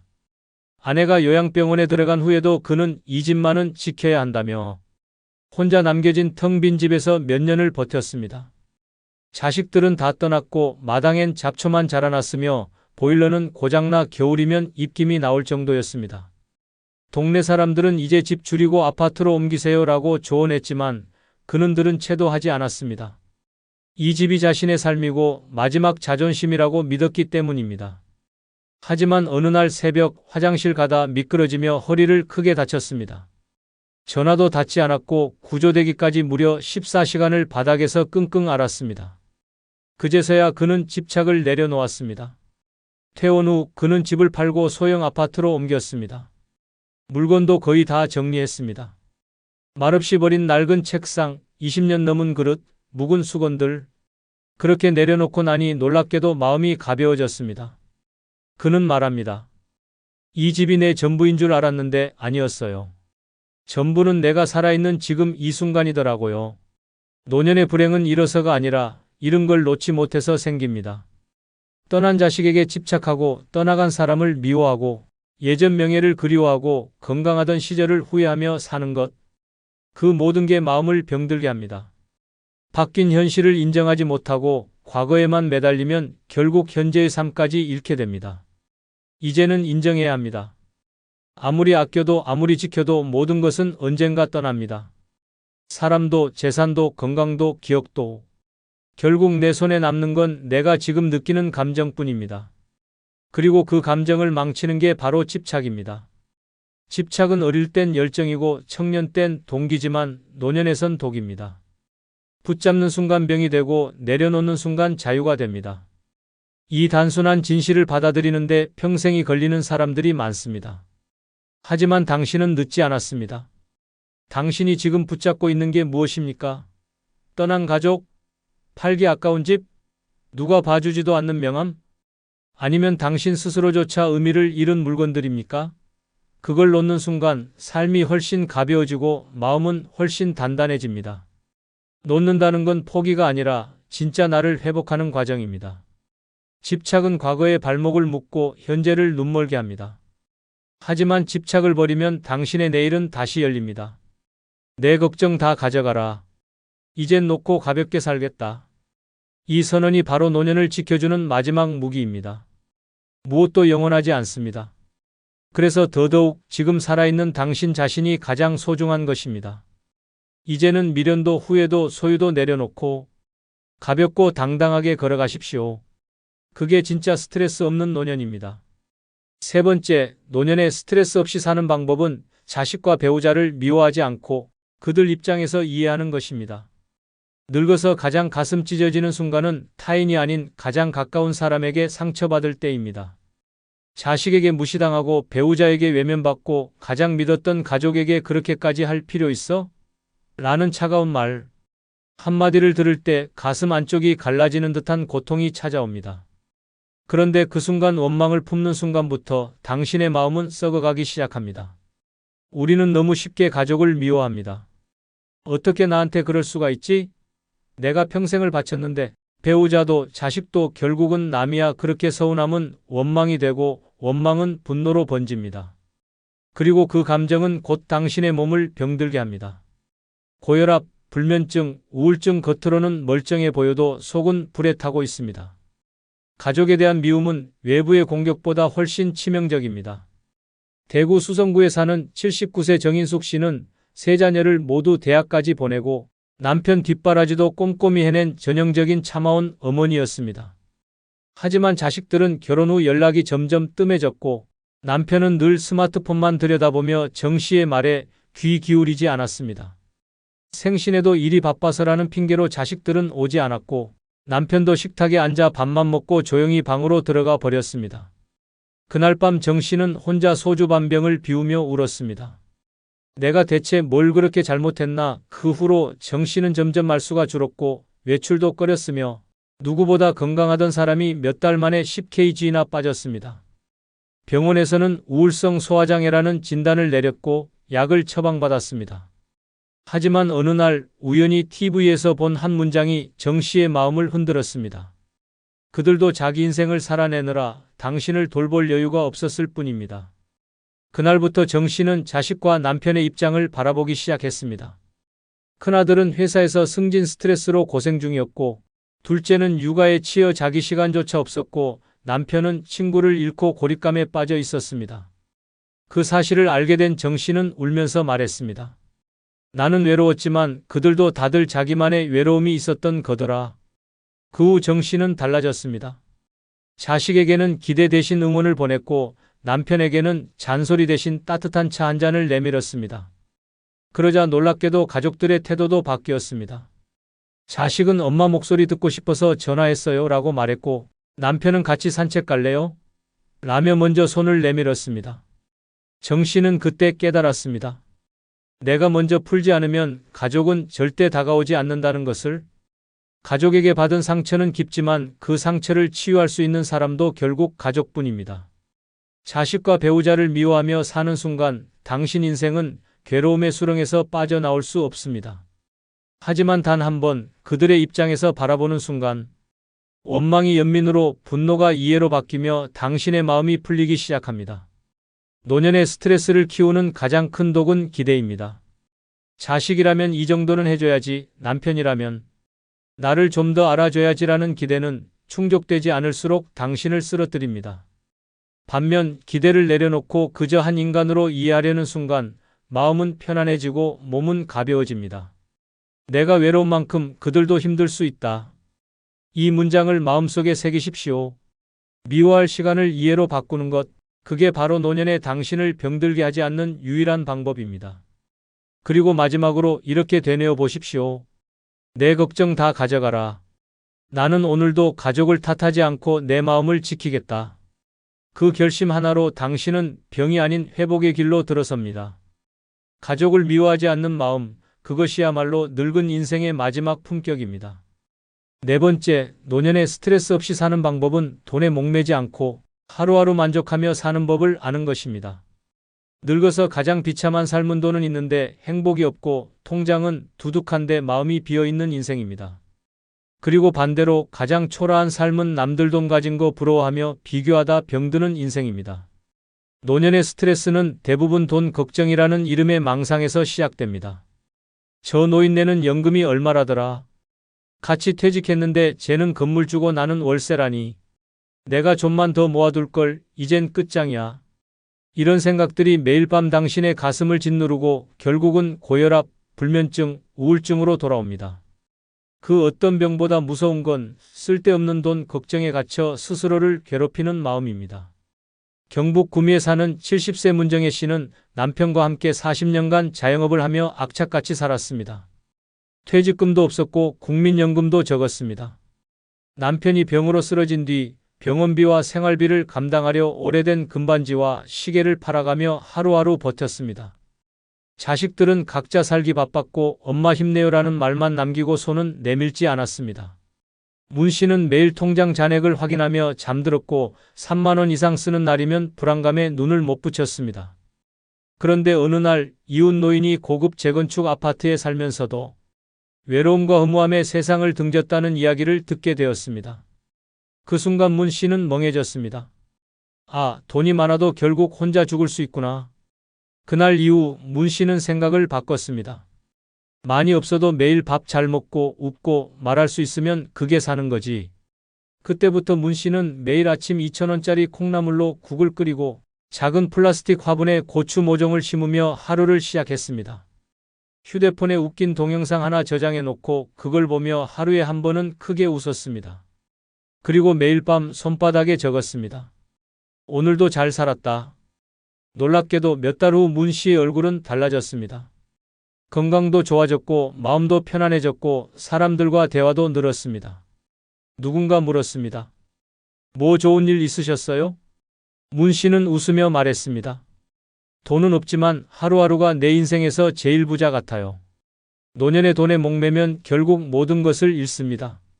몸도 망가지고 관계도 무너지고 삶의 의미도 사라집니다. 반면 있는 만큼 지금 이 순간에 만족하는 사람은 절대 병들지 않습니다. 돈은 많고 적음의 문제가 아닙니다. 쥐고 있는 그 돈을 어떻게 느끼고 쓰느냐가 노후의 질을 결정합니다. 부자가 아니어도 좋습니다. 하루에 3,000원짜리 식사라도 감사하게 먹을 줄 아는 마음, 옷장 속 옷 한 벌을 꺼내 입으며 기분 좋아지는 여유, 지갑에 10,000원이 있을 때 커피 한 잔쯤은 사 마실 수 있는 용기. 그게 노년의 가장 부유한 삶입니다. 비교하지 마십시오. 옆집과 비교하면 내 인생은 항상 초라해집니다. 남이 가진 거엔 끝이 없고 내가 가진 것도 결국은 언젠간 사라집니다. 그렇다면 지금 누리는 것에 집중하십시오. 그리고 매일 이렇게 다짐하십시오. 내 걱정 다 가져가라. 오늘 나는 충분히 잘 살고 있다.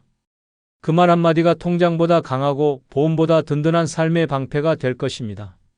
돈은 불안의 근원이 아닙니다. 비교와 욕심이 당신을 무너뜨릴 뿐입니다. 이제는 그 고리를 끊으십시오. 지금의 하루, 지금의 만족, 지금의 당신. 그것만으로도 충분히 잘 살고 있는 것입니다. 5번째, 노년에 스트레스 없이 사는 방법은 과거의 원망보다 현재의 평화를 선택하는 것입니다. 늙어서 가장 끔찍한 감정은 내가 왜 그때 그렇게 살았을까라는 후회와 그 인간만 아니었으면이라는 원망입니다. 이 두 감정은 마음속에서 썩어가며 결국 병이 되어 몸까지 무너뜨립니다. 생각만 해도 분노가 끓어오르는 그 얼굴, 그 목소리, 그 말 한마디. 잊고 싶어도 잊히지 않는 그 과거. 하지만 그걸 끌어안고 사는 순간 당신의 남은 노년은 평화가 아니라 지옥이 됩니다. 사람은 누구나 상처를 안고 삽니다. 특히 가족에게 받은 상처는 깊고 오래갑니다. 남편의 외면, 자식의 배신, 형제 자매의 배척, 친구의 모욕. 그 모든 기억들이 머릿속에서 재생될 때마다 당신은 지금 이 순간도 괴로움 속에서 늙어갑니다. 경기도 용인에 사는 78세 이윤자 씨는 남편과 50년을 함께 살았습니다.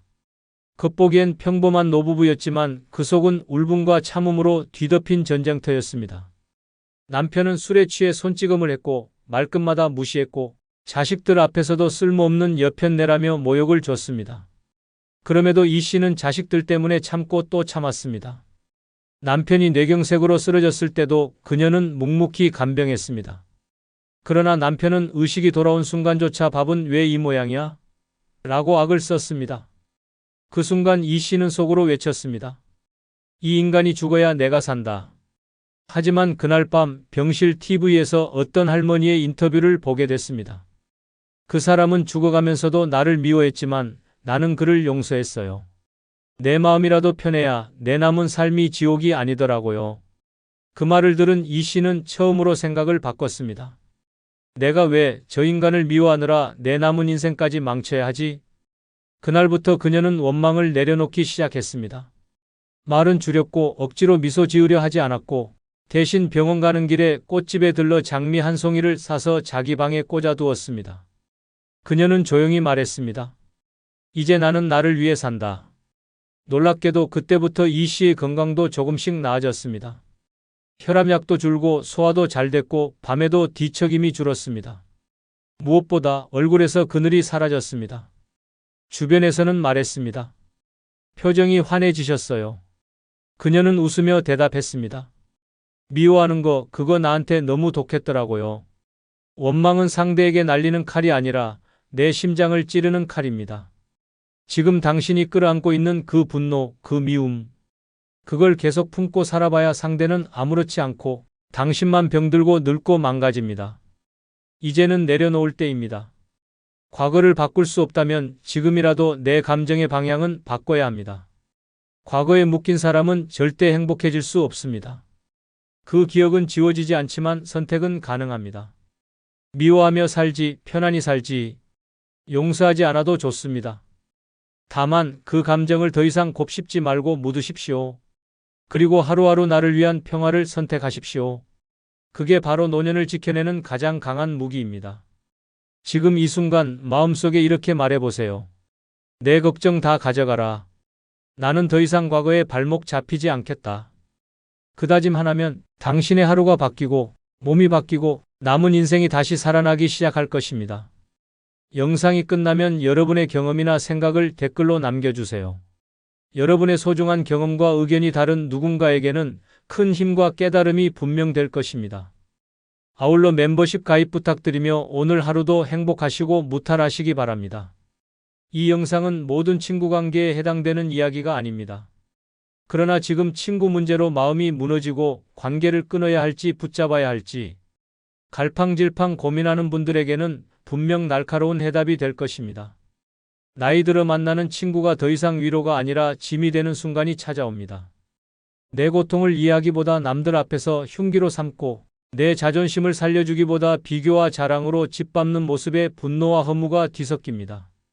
결국 병실에서 빈 지갑 앞에서 외로운 집 안에서 곁에 남는 건 친구가 아니라 고통뿐입니다. 이제는 냉정하게 깨달아야 합니다. 노년의 끝까지 지켜야 할 건 친구라는 환상이 아니라 내 인생의 평화와 자존심이라는 사실을 말입니다. 구독, 좋아요, 알림 설정 누르시면 시작하겠습니다. 늙어 친구가 불필요한 첫 번째 이유는 친구의 질투가 칼보다 날카롭게 노년을 찌르기 때문입니다. 평생을 믿었던 친구의 입에서 흘러나온 독 같은 질투는 가슴을 꿰뚫는 칼날이 되어 늙은 인생을 처참하게 무너뜨립니다. 경남 창원에 사는 김정호 씨는 은퇴 후 어렵게 모은 돈으로 작은 건물을 매입해 월세를 받으며 안정된 노후를 꿈꿨습니다. 그는 오랜 친구들에게 기쁜 마음으로 소식을 전했습니다. 그러나 돌아온 반응은 축하가 아닌 시기와 질투였습니다. 내가 무슨 능력이 있어서 건물주가 됐냐? 라는 비아냥, 언젠간 세금 폭탄 맞아 울고불고 할 거다라는 저주 같은 말들이 쏟아졌습니다. 그 후로 그는 동네에서 사람들의 차가운 시선을 느껴야 했습니다. 친구가 질투심에 떠벌린 뒷담화가 퍼져 있었기 때문입니다. 김 씨는 고개를 떨구며 말했습니다. 기쁨을 나눈다고 했던 게 내 발목을 잡았다. 친구의 질투가 결국 내 마음을 갈기갈기 찢었다. 기쁨이 칼날로 돌아온 그 순간 그는 노년의 우정이 얼마나 잔혹한 허상인지 깨달았습니다. 반대로 친구 없이 혼자 사는 길을 선택하며 질투의 칼날을 피한 사람도 있습니다. 강원도 홍천에 사는 박영자 씨는 남편과 사별한 뒤 친구들과의 교류를 줄였습니다. 모임에 나가면 빠지지 않는 건 자식과 돈에 대한 비교였습니다. 잘 사는 자식을 둔 친구는 우쭐대며 자랑했고 조금이라도 가진 것이 있는 이는 은근히 남을 깔보았습니다. 그녀는 그 속에서 자신이 점점 작아지고 있다는 사실을 절실히 느꼈습니다. 그래서 과감히 모든 모임을 끊었습니다. 대신 그녀는 작은 텃밭을 가꾸며 자신만의 시간을 보냈습니다. 봄에는 상추와 토마토를 키우고 여름에는 고추와 오이를 거두며 마음을 채웠습니다. 손주들이 놀러와 할머니가 키운 거 맛있다며 웃을 때 그녀는 깨달았습니다. 친구들의 질투 어린 눈길보다 손주의 한마디가 1000배는 더 소중하다는 것을 말입니다. 그녀는 환한 얼굴로 말했습니다. 나는 이제 비교도 없고 질투도 없다. 오롯이 내 삶이 전부다. 노년의 친구가 필요 없다는 진실은 여기에 있습니다. 젊을 때는 우정이라 믿었던 관계가 나이 들어서는 질투라는 도구로 바뀝니다. 내가 조금이라도 웃으면 그 웃음을 흉기로 바꾸어 찌르고 내가 조금이라도 잘되면 그 성공을 헐뜯으며 나락으로 끌어내립니다. 친구라는 이름의 칼날은 배신보다도 더 날카롭게 내 마음을 도려냅니다.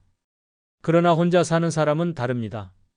남의 질투와 비교 속에 갇히지 않고 오직 자기 삶의 성취와 작은 행복에 집중합니다. 한 끼 밥을 스스로 지어 먹는 순간, 손주와 웃는 한 장면, 햇살을 받으며 책장을 넘기는 시간, 그것이야말로 질투의 독을 피한 진짜 행복입니다. 늙어 친구가 불필요한 이유는 분명합니다. 친구의 질투는 칼보다 날카롭게 내 인생을 찌르고 내 평화를 무너뜨립니다. 차라리 홀로 사는 편이 100번은 낫습니다. 질투의 눈길에 상처받으며 흔들리는 삶은 지옥이고 질투 없는 고요 속에서 웃을 수 있는 삶은 천국입니다. 이것이 늙어 친구가 필요 없는 가장 충격적이고 냉혹한 이유입니다. 늙어 친구가 불필요한 두 번째 이유는 가장 아픈 상처를 다시 들추는 사람이 친구이기 때문입니다. 믿었던 친구의 입에서 과거의 상처가 농담처럼 흘러나오는 순간 그 말은 날카로운 비수가 되어 심장을 찌릅니다. 전북 군산에 사는 최영준 씨는 젊은 시절 사업 실패로 집을 잃고 가족까지 흩어졌던 아픈 경험이 있었습니다. 오랜 세월 묻어두고 겨우 다시 일어서려던 순간 술자리에서 친구가 웃으며 말했습니다. 야, 너 그때 집 날리고 노숙자처럼 떠돌던 얘기 다 알지? 그걸 잊으면 안 되지. 주변 사람들은 허탈하게 웃었지만 정작 그 말은 최 씨의 가슴을 도려내는 칼날이었습니다. 잊고 싶은 상처를 친구가 농담으로 꺼내 세상에 다시 드러낸 것입니다. 그날 이후 그는 모임에 나가지 않았습니다. 그는 한탄했습니다. 남은 모르는 상처를 가장 잘 아는 친구가 결국 그 상처를 제일 잔인하게 찔러댄다. 결국 그에게 친구란 위로가 아닌 고통의 재현이었고 우정은 도구로 변했습니다. 반대로 아예 친구와 거리를 두고 혼자 살아가며 그 상처를 스스로 감싸 안고 더 이상 건드리지 않은 사람도 있습니다. 경북 안동에 사는 김명자 씨는 젊은 시절 남편의 외도로 극심한 고통을 겪었습니다. 당시 몇몇 친구들은 그녀의 아픔을 위로하는 척했지만 시간이 흐른 뒤 모임에서 술김에 그 일을 다시 들추곤 했습니다. 그래도 내 남편 바람난 얘기는 아직도 잊을 수가 없지? 라는 말은 그녀의 자존심을 송두리째 무너뜨렸습니다. 그래서 그녀는 단호히 친구들과의 관계를 끊었습니다. 이후 그녀는 텃밭을 가꾸고 자신이 좋아하는 노래를 배우며 홀로 삶을 채웠습니다. 누구도 그녀의 과거를 들추지 않았고 아무도 그녀의 상처를 다시 헤집지 않았습니다. 오직 자신만의 치유와 행복으로 삶을 채운 결과 그녀는 환하게 웃으며 말했습니다.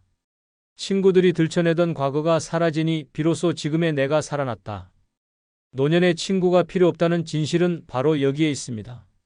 젊을 때는 친구가 위로라고 믿었지만 늙어서는 그들이 가장 잘 아는 내 상처를 가장 잔혹하게 후벼 팝니다. 내가 피눈물로 잊으려는 과거를 다시 꺼내 조롱처럼 던지고 내 마음속 가장 깊은 흉터를 웃음거리로 만듭니다. 하지만 혼자 사는 사람은 다릅니다. 아무도 내 상처를 건드리지 않고 오직 나만이 내 과거를 어떻게 다룰지 선택합니다. 그 침묵과 고요 속에서 진짜 평화가 찾아옵니다.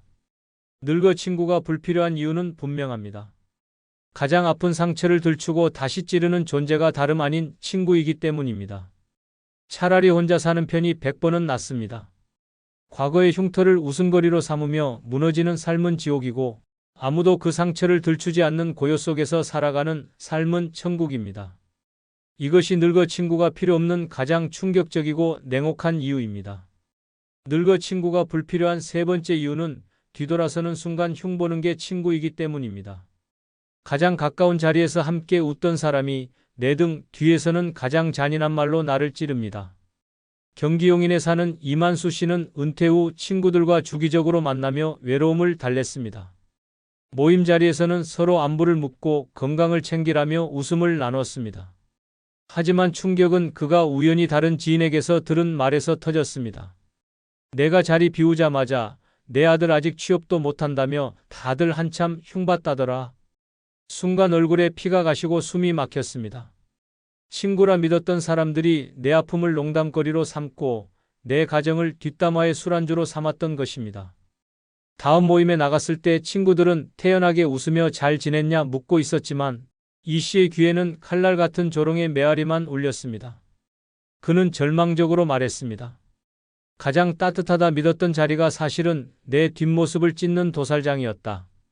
늙어서 친구가 주는 위로란 결국 겉모습뿐, 등 돌리는 순간 나를 갈기갈기 찢는 건 친구의 입이었습니다. 반대로 친구 관계를 과감히 끊고 홀로 살아가며 그 상처에서 벗어난 사람도 있습니다. 강원 평창에 사는 김영자 씨는 남편을 떠나보낸 뒤 외로움을 달래려 친구 모임에 나갔지만 늘 돌아올 때마다 마음이 무겁고 찜찜했습니다. 어느 날 우연히 그녀의 집안 이야기가 동네에 퍼져 있는 걸 알게 됐습니다. 친구들과의 자리에서 무심코 털어놓은 속 얘기가 그대로 흉이 되어 떠돌고 있었던 것입니다. 그날 이후 그녀는 모든 모임을 끊었습니다. 대신 매일 아침 산책을 하고 작은 텃밭을 가꾸며 오롯이 자신에게 집중했습니다. 친구가 없는 대신 뒷담화도 사라졌고 비교와 조롱 대신 고요한 평화가 찾아왔습니다. 어느 날 손주가 찾아와 할머니는 늘 마음이 편안해 보여 좋아라고 말했을 때 그녀는 눈물이 날 만큼 뿌듯했습니다. 그녀는 미소 지으며 말했습니다. 이제는 내 얘기를 내 입으로만 하고 그 누구의 흉이 되지 않으니 내 삶이 가벼워졌다. 노년의 친구가 필요 없다는 사실은 여기에 있습니다. 앞에서는 웃고 악수하면서도 뒤돌아서는 순간 흉을 보는 것이 바로 친구입니다. 젊을 때는 웃어넘길 수 있었던 말도 늙어서는 치명적인 상처가 됩니다. 친구와의 대화는 위로가 아니라 뒷담화로 변하고 나를 세워주기는커녕 무너뜨리는 칼날이 됩니다. 반대로 혼자 사는 사람은 다릅니다. 누구의 흉도 되지 않고 누구의 뒷담화에도 시달리지 않습니다. 내 말은 오직 나의 몫으로 남고 내 평화는 온전히 나의 소유가 됩니다. 늙어 친구가 불필요한 이유는 명확합니다. 그들의 웃음은 가면일 뿐 등 돌린 순간 내 삶을 헐뜯는 칼날로 변합니다. 뒷담화와 조롱 속에서 무너지는 삶은 지옥이고 홀로 고요하게 살아도 흉에 휘둘리지 않는 삶은 천국입니다. 결국 노년에 붙잡아야 할 건 친구의 거짓된 위로가 아니라 배신 없는 내 평화입니다. 이것이 늙어 친구가 필요 없는 가장 충격적이고 냉혹한 이유입니다. 늙어 친구가 불필요한 네 번째 이유는 내 실패를 자기 위안거리로 삼는 게 친구이기 때문입니다. 내가 피눈물 흘리며 무너지는 순간조차 친구는 내 고통을 발판 삼아 자기 우월감을 확인합니다. 충남 아산에 사는 이철수 씨는 은퇴 후 모은 돈으로 치킨 가게를 열었다가 불운이 겹쳐 1년도 못 버티고 문을 닫았습니다. 그는 깊은 상실감 속에 그래도 오랜 친구라면 이해해 줄 거라 생각하고 모임에 나갔습니다. 하지만 돌아온 건 위로가 아니라 잔혹한 조롱이었습니다. 그래도 나는 가게 꾸준히 하고 있다. 넌 원래 그런데 안 맞았어. 나는 다행히 아직 버틴다라는 말들이 웃음 섞여 흘러나왔습니다. 이 씨의 실패는 친구들의 안주거리, 자기 위안거리로 전락했습니다. 그들은 그의 눈물 속에서 자기 성공을 과시하며 쾌감을 느끼고 있었습니다.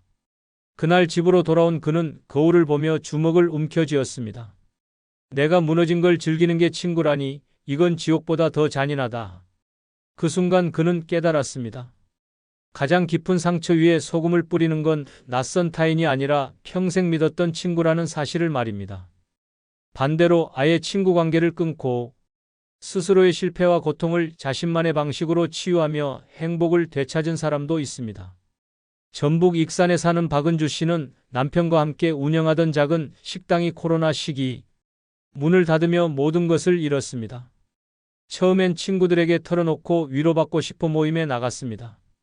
그러나 돌아온 건 똑같은 조롱이었습니다. 나는 배달로 버티는데 너는 준비가 부족했네. 역시 장사는 아무나 하는 게 아니지라는 말들이 그녀를 짓눌렀습니다. 그 순간 그녀는 결심했습니다. 다시는 내 실패를 그들의 위안거리로 내주지 않겠다. 그 후 그는 친구들과의 관계를 단절했습니다. 대신 혼자 취미를 찾고 새벽마다 동네 공원을 걸으며 마음을 다잡았습니다. 작게 시작한 바느질과 뜨개질은 그녀의 일상이 되었고 나중에는 손수 만든 작품을 온라인에 팔아 작은 수익까지 생겼습니다. 아무도 그녀의 실패를 입에 올리지 않았고 아무도 그녀의 상처를 건드리지 않았습니다. 오직 그녀 자신이 스스로를 일으켜 세웠고 손주들이 할머니가 만든 목도리가 제일 따뜻하다고 말해줄 때 그녀는 친구 대신 자기 자신에게 기대는 삶이 얼마나 단단한지를 느꼈습니다. 그녀는 미소 지으며 말했습니다. 내 실패를 웃음거리로 삼는 사람 대신 내 실패를 다시 시작의 밑거름으로 삼은 건 나 자신이었다. 노년의 친구가 필요 없다는 이유는 분명합니다. 내 실패를 가장 날카롭게 들추고 그것을 자기 위안거리로 삼는 건 언제나 친구입니다. 내가 쓰러진 순간 타인은 모를 수 있어도 친구는 가장 잘 알기에 가장 잔인하게 비틀어 웃습니다. 그러나 친구 없는 사람은 다릅니다. 실패를 오롯이 자신만의 몫으로 감당하며 타인의 시선에 휘둘리지 않고 다시 일어섭니다. 내 실패가 누군가의 자랑거리가 되지 않고 오직 내 성장의 디딤돌이 되는 것입니다. 늙어 친구가 불필요한 이유는 냉혹합니다. 내 눈물은 그들의 위안이 되고 내 무너짐은 그들의 웃음거리가 되기 때문입니다. 차라리 홀로 살아도 내 실패를 나만의 힘으로 끌어안는 삶이 100번은 낫습니다. 친구의 조롱 속에서 무너지는 노년은 지옥이고 나만의 힘으로 다시 일어서는 노년은 천국입니다. 이것이 늙어 친구가 필요 없는 가장 충격적이고 잔혹한 이유입니다. 늙어 친구가 불필요한 5번째 이유는 내 인생을 평가하는 재판관처럼 굴기 때문입니다. 가장 가깝게 웃던 친구가 내 삶의 법정을 열고 판결문을 읽어내릴 때 그 모욕과 수치심은 지옥의 심판보다 더 잔인합니다. 경기도 시흥에 사는 윤창호 씨는 은퇴 후 자식과 멀리 떨어져 혼자 살아가고 있었습니다. 어느 날 오랜 친구 모임에 나가 조심스레 요즘은 혼자 지내니 적적하다는 말을 꺼냈습니다. 그러나 돌아온 대답은 위로가 아니었습니다. 그래도 내가 자식 잘못 둔 거지. 우리 애들은 다들 잘 사는데 너는 왜 그러냐? 너 그렇게 살다간 병원비 때문에 다 무너질 거다라며 마치 판사처럼 인생 전체를 평가했습니다. 순간 얼굴이 화끈 달아오르고 숨이 막혔습니다. 위로를 기대한 마음은 산산조각 났고 친구라는 이름의 재판관은 그의 삶을 조롱해 법정에 세워버렸습니다. 윤 씨는 떨리는 목소리로 중얼거렸습니다. 가장 따뜻해야 할 자리에서 내 인생은 유죄 판결을 받았다. 친구의 혀끝은 칼보다 날카로웠고 웃음 뒤에 감춰진 그 심판은 노년의 자존심을 무자비하게 무너뜨렸습니다. 반대로 애초부터 친구에게 삶을 평가받지 않고 혼자만의 세상에서 오롯이 살아가며 평화를 얻은 사례도 있습니다. 충남 보령에 사는 김정희 씨는 남편을 떠나보낸 뒤 처음에는 외로움을 달래려 친구들과 어울렸습니다. 하지만 모임에서 매번 반복된 건 그녀의 삶에 대한 평가였습니다. 넌 아직도 전세살이냐? 내 아들은 결혼도 못했더라며? 같은 말들은 날마다 그녀를 조롱하고 자존심을 찢어버렸습니다. 그래서 그녀는 모든 모임을 끊었습니다. 이후 그녀는 자신이 진짜 좋아했던 그림을 다시 시작했습니다. 작은 방 한켠에 이젤을 세우고 매일 물감을 펼쳐놓으며 살아갔습니다. 작품을 완성할 때마다 느낀 성취감은 친구들의 평가 따위와는 비교도 안 되는 기쁨이었습니다. 손주들이 할머니 그림 진짜 멋있어라고 말해줄 때 그녀는 깨달았습니다. 내 삶을 심판하는 건 친구가 아니라 나 자신이다. 그 순간 그녀는 웃으며 평가의 족쇄에서 완전히 벗어났습니다. 노년의 친구가 필요 없다는 진실은 바로 여기에 있습니다. 젊을 땐 웃어넘길 수 있었던 말도 늙어서는 심장이 무너지는 독이 됩니다. 친구라는 이름 아래 모인 자리에서 내 인생은 평가의 대상이 되고 내 선택은 유죄 판결을 받습니다. 하지만 혼자 사는 사람은 다릅니다. 누구의 재판정에도 서지 않고 누구의 심판에도 흔들리지 않습니다. 내 삶은 오직 내가 결정하고 내 가치는 내가 정의합니다. 늙어 친구가 불필요한 이유는 분명합니다. 친구는 어느 순간 인생의 동반자가 아니라 내 삶을 평가하는 재판관으로 돌변합니다. 그들의 혀끝에서 쏟아지는 심판은 내 자존심을 산산조각 내고 노년의 평화를 파괴합니다. 차라리 홀로 살아도 내 인생의 판사는 오직 나 하나뿐인 삶이 100번은 낫습니다. 친구의 심판 속에 무너지는 노년은 지옥이고 스스로를 인정하며 사는 노년은 천국입니다. 이것이 늙어 친구가 필요 없는 가장 충격적이고 냉혹한 이유입니다. 늙어 친구가 불필요한 6번째 이유는 내 비밀을 무기로 바꾸는 게 친구이기 때문입니다. 오랜 세월 가장 믿었던 친구에게 털어놓은 한마디가 결국 내 인생을 무너뜨리는 흉기가 되어 돌아오는 순간 그 고통은 낯선 이의 배신보다 수십 배 잔혹합니다. 경북 구미에 사는 한상우 씨는 젊은 시절 사업에 실패해 파산 선고까지 받았던 아픈 과거가 있었습니다. 그는 평생 묻어두고 싶었지만 오랜 친구에게만은 속마음을 털어놓았습니다. 너만은 알았으면 한다는 말과 함께 눈물 섞인 고백을 했습니다. 그러나 몇 달 뒤 그는 청천벽력 같은 장면을 목격했습니다. 그 친구가 다른 지인들에게 술자리에서 한상우도 한때 쫄딱 망해서 집 날리고 거지꼴 됐었지라며 비밀을 떠벌리고 다닌 것이었습니다. 순식간에 그의 과거는 뒷담화의 소재가 되었고 동네 사람들의 시선은 비수처럼 날카롭게 꽂혔습니다. 자식들마저 아버지, 왜 그런 얘기가 남들 사이에서 오르내리냐고 따지며 얼굴을 붉혔습니다. 상우 씨는 처절하게 중얼거렸습니다. 내 인생의 가장 큰 상처를 흉기로 만든 건 낯선 사람이 아니라 가장 믿었던 친구였다. 결국 그는 인간관계 대부분을 끊고 홀로 살 길을 택할 수밖에 없었습니다. 반대로 친구라는 허상을 거부하고 오직 자신에게만 비밀을 맡긴 채 평화를 되찾은 사람도 있습니다. 전남 순천에 사는 김순자 씨는 남편과 사별한 뒤 외로움을 달래려 친구들에게 자주 속내를 털어놓곤 했습니다. 하지만 어느 날 동네에 그녀의 사적인 이야기가 그대로 퍼져 있음을 알게 됐습니다. 누군가 흘린 비밀이 가십이 되어 돌아온 것이었습니다. 그날 이후 그녀는 결심했습니다. 다시는 내 인생을 남의 입에 올리지 않겠다. 그 후로 모든 친구 관계를 정리하고 오롯이 혼자의 삶을 살았습니다. 혼자 밥을 먹고 혼자 산책을 하며 혼자 노래를 흥얼거렸습니다. 대신 일기를 쓰며 마음을 달랬고 비밀은 오직 종이 위에만 남겼습니다. 누구도 그녀의 아픔을 무기로 바꾸지 않았고 누구도 그녀의 과거를 흉기로 삼지 않았습니다. 시간이 흐르자 그녀는 오히려 더 단단해졌습니다. 손주들이 놀러와 할머니는 왜 이렇게 항상 마음이 편안해 보여? 라고 묻자 그녀는 미소를 지으며 대답했습니다. 내 비밀은 이제 나만 아는 거다. 그래서 난 무너지지 않는다. 노년의 친구가 필요 없다는 진실은 바로 여기에 있습니다. 젊을 때는 술잔을 나누며 속마음을 털어놓는 것이 우정이라고 믿었습니다. 그러나 늙어서 그 비밀은 흉기로 바뀌어 내 가슴을 찌릅니다.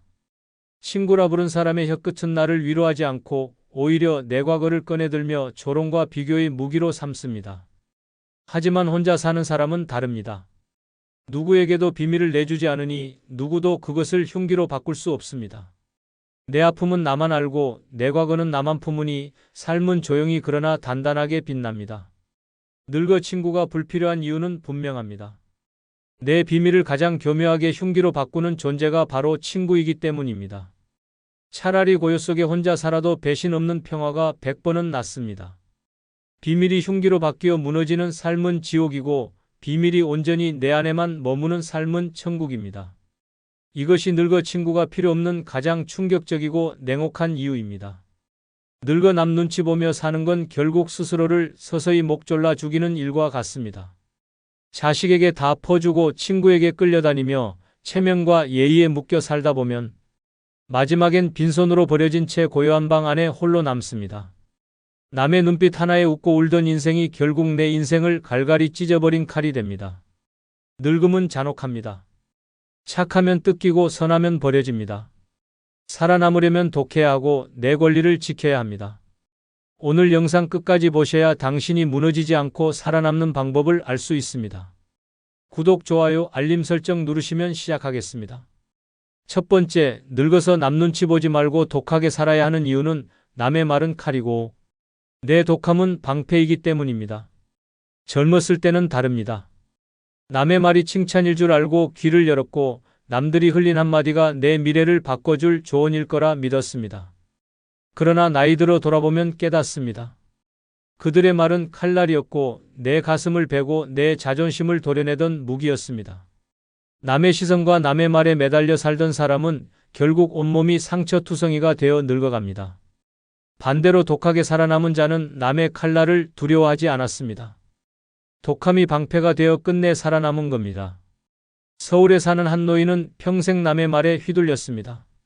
친척들이 자식한테 집 한 채는 해줘야지라고 말하자 가진 돈 다 털어 집을 내줬습니다. 이웃이 남자가 체면이 있지 허름하게 살면 되겠냐라는 말에 대출을 내어 허세를 부렸습니다. 친구가 너는 왜 그렇게 인색하냐라는 말에 빚까지 져서 밥값을 냈습니다. 그는 그 말들이 다 옳은 줄 알았습니다. 그러나 남은 건 산더미 같은 빚과 무너진 몸뿐이었습니다. 말로 시작된 칼날이 그의 삶을 도려낸 겁니다. 남들이 흘린 몇 마디가 그를 평생의 노예로 만들었습니다. 결국 병실 침대 위에 누워 홀로 숨을 거둘 때 그를 기억하는 이는 단 한 명도 없었습니다. 남의 칼에 찔려 피 흘린 건 자신뿐이었는데 그 칼을 쥔 자들은 이미 사라져 있었습니다. 반대로 경남에 사는 또 다른 노인은 달랐습니다. 그는 독했습니다. 자식이 집을 팔아달라고 말했을 때 그는 웃으며 잘라냈습니다. 이 집은 내 무덤이다. 내가 필요하면 내가 벌어라. 친구가 한 번만 도와달라고 부탁했을 때도 냉정하게 거절했습니다. 내 돈은 내 노후를 지키는 방패다. 미안하지만 안 된다. 처음엔 욕을 먹었습니다. 저 사람은 인정머리 없다, 냉혈하다는 소리를 들었습니다. 하지만 세월이 흐르자 그 독함이 오히려 존경으로 바뀌었습니다. 그는 집을 잃지 않았고 빚에 허덕이지 않았습니다. 병원에 갈 때도 남의 도움을 청할 필요가 없었습니다. 그가 지켜낸 방패는 결국 그의 생명을 지켜냈습니다.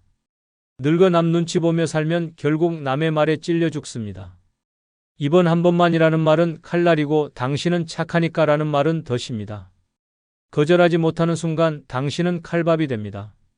남의 말은 겉으론 부드럽지만 속은 날카로운 칼입니다. 그 칼은 내 호주머니를 털어가고 내 집을 빼앗고 내 자존심을 갈갈이 찢습니다. 노인의 착함은 미덕이 아니라 약점입니다. 세상은 그 약점을 무자비하게 찌릅니다. 착하면 뜯기고 선하면 잘립니다. 이게 노년의 잔혹한 현실입니다. 그래서 늙어서는 독해야 합니다. 내 독함은 유일한 방패입니다. 칼날 같은 말이 날아와도 안 된다라는 단호한 한마디가 그것을 튕겨냅니다.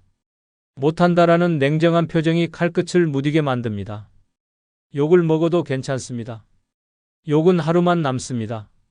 하지만 내가 내 방패를 내려놓는 순간 그 칼은 평생을 베어갑니다. 남의 시선과 말에 휘둘려 사는 건 스스로 무덤을 파는 일입니다. 독하게 살아남는 자는 끝내 스스로를 지켜내며 마지막 순간에도 당당히 눈을 감을 수 있습니다. 두 번째, 늙어서 남 눈치 보지 말고. 독하게 살아야 하는 이유는 남 눈치 보며 사는 건 내 목줄을 내주는 것이기 때문입니다. 젊을 때는 다릅니다. 남의 시선에 맞춰 옷을 고르고 체면 때문에 웃으며 굽실거리고 하고 싶은 말은 삼키고 남 좋은 소리만 내뱉었습니다.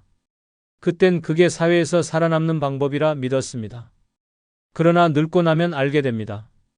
그 습관이 결국 내 목에 줄을 매고 스스로 남의 발밑에 무릎 꿇게 만드는 족쇄라는 사실을. 착하게 예의 있게 남 눈치 보며 살던 노인의 최후는 비참합니다. 남들은 웃으며 내 목줄을 잡아당기고 나는 질식하듯 무너집니다. 서울에 사는 한 노인은 평생을 남의 눈치에 매달렸습니다. 좋은 아버지라 불리고 싶어 자식이 원하는 건 다 들어줬습니다. 결혼자금, 집 마련, 손주 양육까지 없는 돈까지 끌어다 줬습니다. 친척들이 인정머리 없는 사람 소리할까봐 빚내서라도 도와줬습니다. 이웃이 뭐라 할까 두려워 본인 병원비를 줄여가며 남에게 베풀었습니다. 결국 남은 건 텅 빈 통장과 고장난 몸뿐이었습니다. 늙고 병들어 병실에 누워있을 때 그 노인은 마지막까지 핸드폰만 붙들고 있었습니다. 혹시라도 자식이 연락 올까 기대했지만 전화는 끝내 울리지 않았습니다. 그는 눈치 보며 살아온 대가로 목줄을 내주었고 남들이 잡아당기는 대로 끌려다녀 결국 아무도 곁에 없는 빈방 안에서 서서히 죽어갔습니다. 반대로 경북의 한 노인은 달랐습니다. 그는 일찍부터 독했습니다. 남들이 좀 도와달라는 말에 단호히 끊었습니다. 자식이 아버지 집 팔아달라고 했을 때 그는 냉정하게 잘라냈습니다. 내 집은 내 무덤이다. 필요하면 내가 벌어라. 동네에서 저 노인은 고집불통이다라는 욕을 먹었지만 개의치 않았습니다. 남의 눈치를 보지 않고 자신의 길을 걸었습니다. 세월이 흘러 주위 사람들이 하나둘 쓰러져 갈 때 그는 홀로 버텼습니다. 목줄을 내주지 않았기에 스스로를 지켜낼 수 있었습니다. 욕은 하루였지만 자유는 평생이었습니다. 늙어 남 눈치 보며 사는 건 결국 내 목줄을 내어주는 겁니다. 남들은 달콤한 부탁으로 다가옵니다. 이번 한 번만 도와주세요. 부모니까 해줘야죠. 하지만 그 순간 나는 목줄을 건네주는 겁니다. 한 번 잡힌 목줄은 결코 놓이지 않습니다. 남들은 더 세게 잡아당기고 나는 더 깊이 질식합니다. 내 삶의 선택권은 사라지고 나는 개처럼 끌려다니는 신세가 됩니다. 늙은이의 착함은 미덕이 아니라 약점입니다. 세상은 그 약점을 물고 늘어집니다. 남 눈치 보며 산다는 건 스스로를 제물로 바치는 잔혹한 희생일 뿐입니다. 그래서 늙어선 독해야 합니다. 안 된다는 단호함이 목줄을 내어주지 않는 방패가 됩니다. 욕을 먹어도 괜찮습니다. 욕은 하루면 사라집니다. 그러나 내가 내준 목줄은 평생을 옭아맵니다. 남의 눈치를 보지 않고 차갑게 내 삶을 지켜야만 마지막 순간까지 당당할 수 있습니다. 남들이 떠들든 욕하든 그건 그들의 문제일 뿐입니다. 중요한 건 내가 목줄을 쥐고 있느냐, 내 목을 내어주느냐입니다. 독하게 내 목줄을 스스로 쥔 자는 마지막까지 자기 길을 걸으며 당당히 삶을 마무리할 수 있습니다. 세 번째, 늙어서 남 눈치 보지 말고. 독하게 살아야 하는 이유는 남의 기준에 맞춰 살다 무덤에 누울 수 없기 때문입니다. 젊을 땐 남의 기준이 내 인생의 잣대였습니다. 남들이 성공이라 부르면 억지로 허세를 부렸고 남들이 불행이라 손가락질하면 밤잠을 설치며 뒤척였습니다. 집 한 채 없으면 무시당할까 빚내서라도 집을 샀고 자식이 좋은 대학 못 가면 나고 자라며 고개를 숙였습니다. 남의 기준이 마치 신처럼 내 삶을 조종했습니다.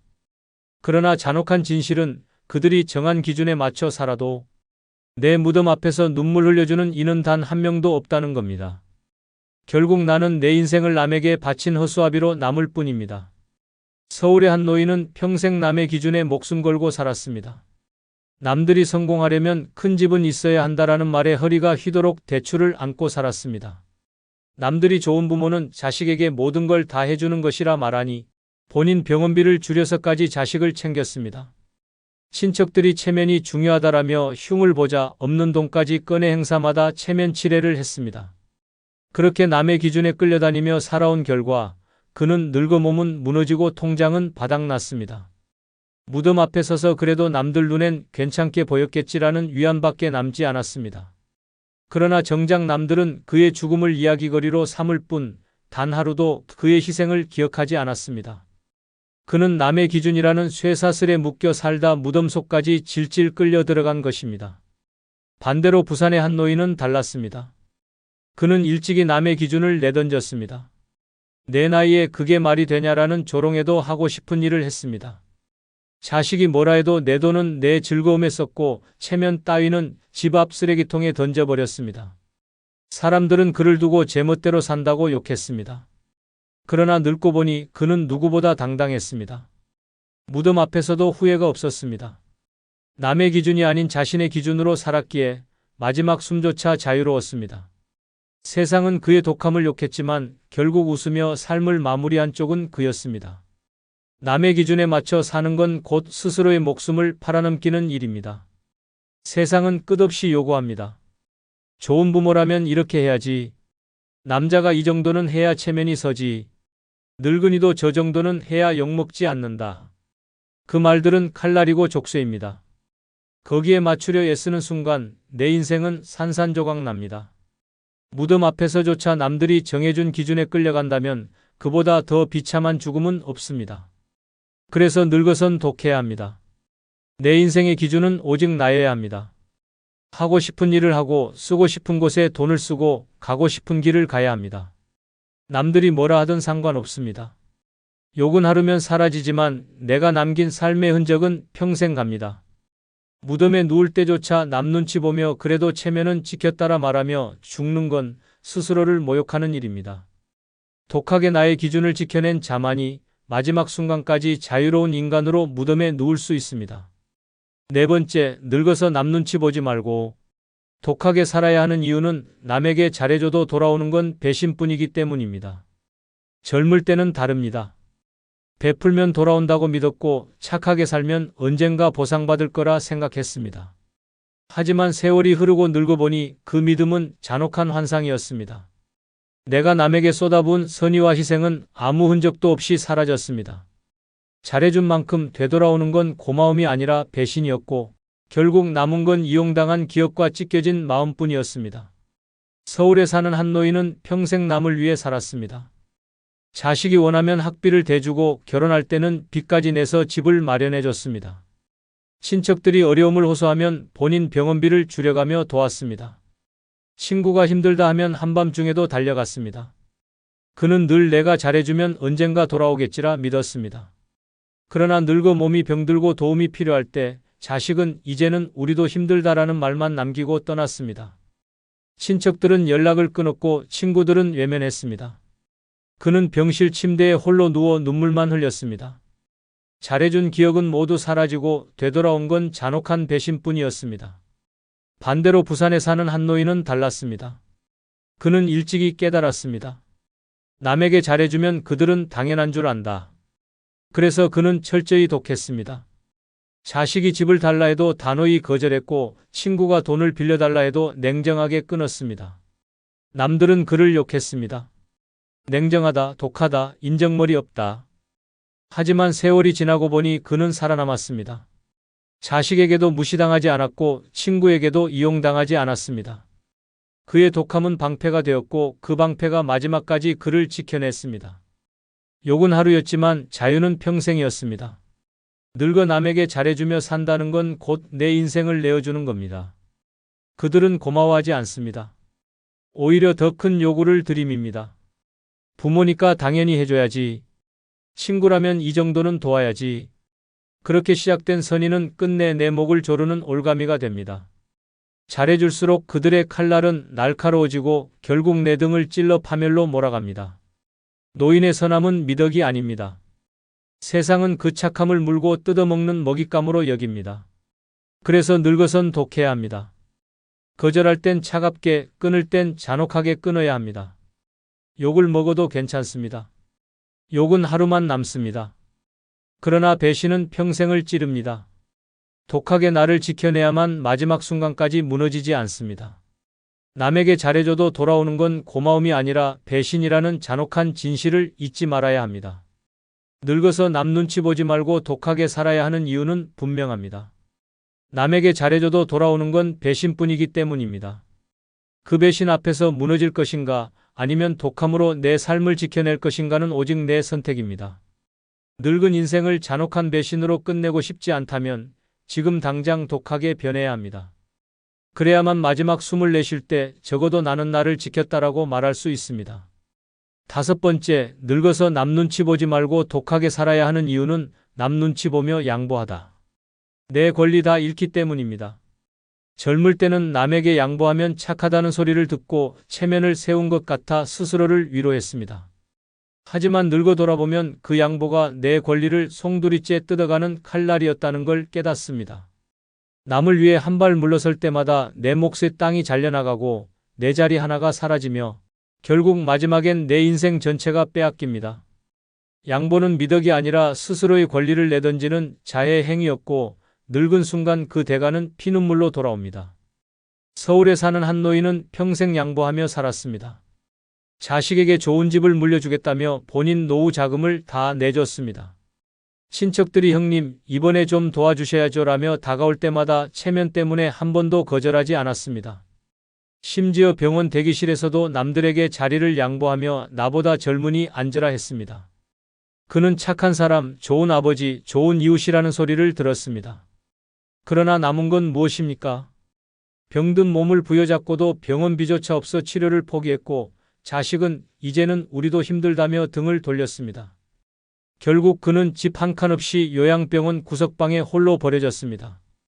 양보로 가득 채운 인생은 결국 자기 권리를 다 빼앗긴 채 초라하게 끝났습니다. 남들이 부르던 좋은 사람이라는 말은 무덤 앞에서 단 하루도 그를 지켜주지 않았습니다. 반대로 부산에 사는 또 다른 노인은 달랐습니다.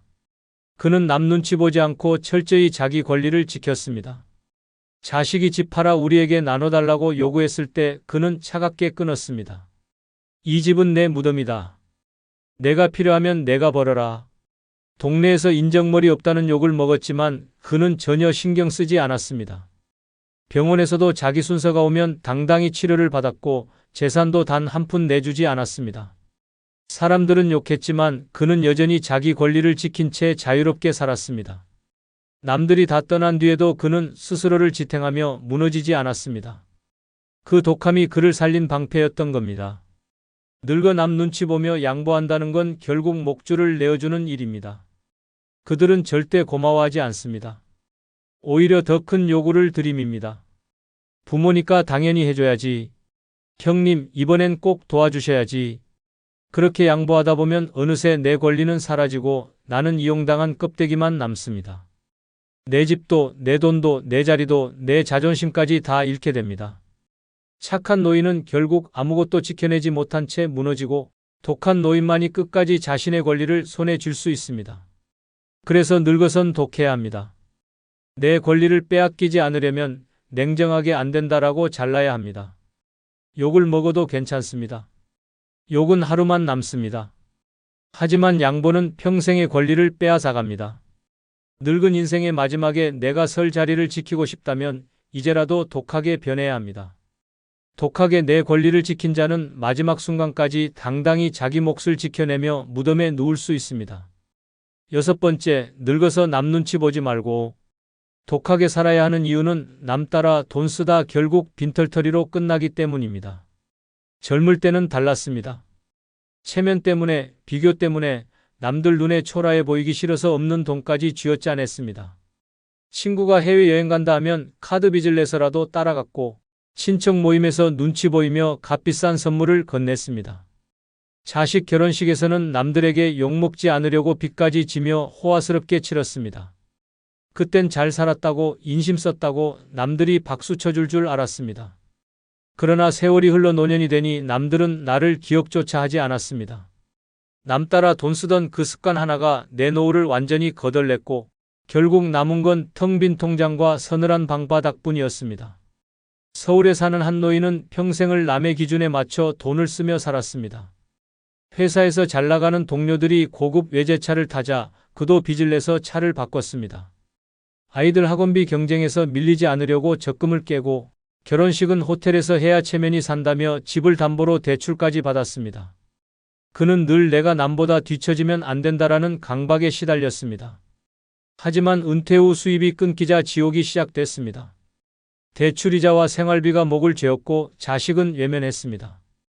결국 노인은 집을 팔아 전세로 밀려났고 나중에는 전세조차 감당하지 못해 월세방으로 내몰렸습니다. 한때 잘 나갔다던 사람의 말로가 남 따라 돈 쓰다 빈털터리로 전락한 초라한 인생이었던 것입니다. 반대로 부산에 사는 또 다른 노인은 달랐습니다. 그는 일찌감치 결심했습니다. 남이 뭐라 하든 내 돈은 내 노후를 위해 쓰겠다.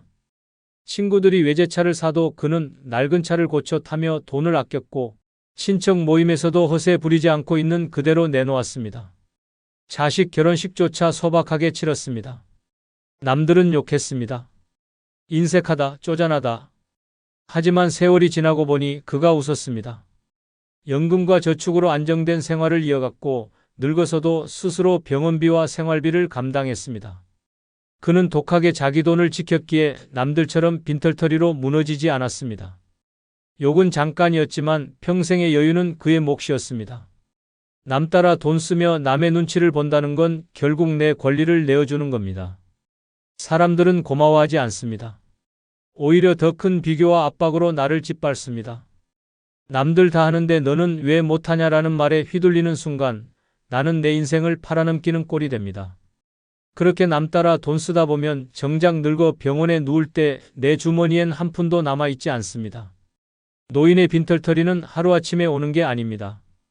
젊어부터 남 따라 돈 쓰며 쌓아온 잘못된 습관이 결국 목을 죄는 올가미가 되는 겁니다. 그래서 늙어선 독해야 합니다. 돈은 내 생명줄입니다.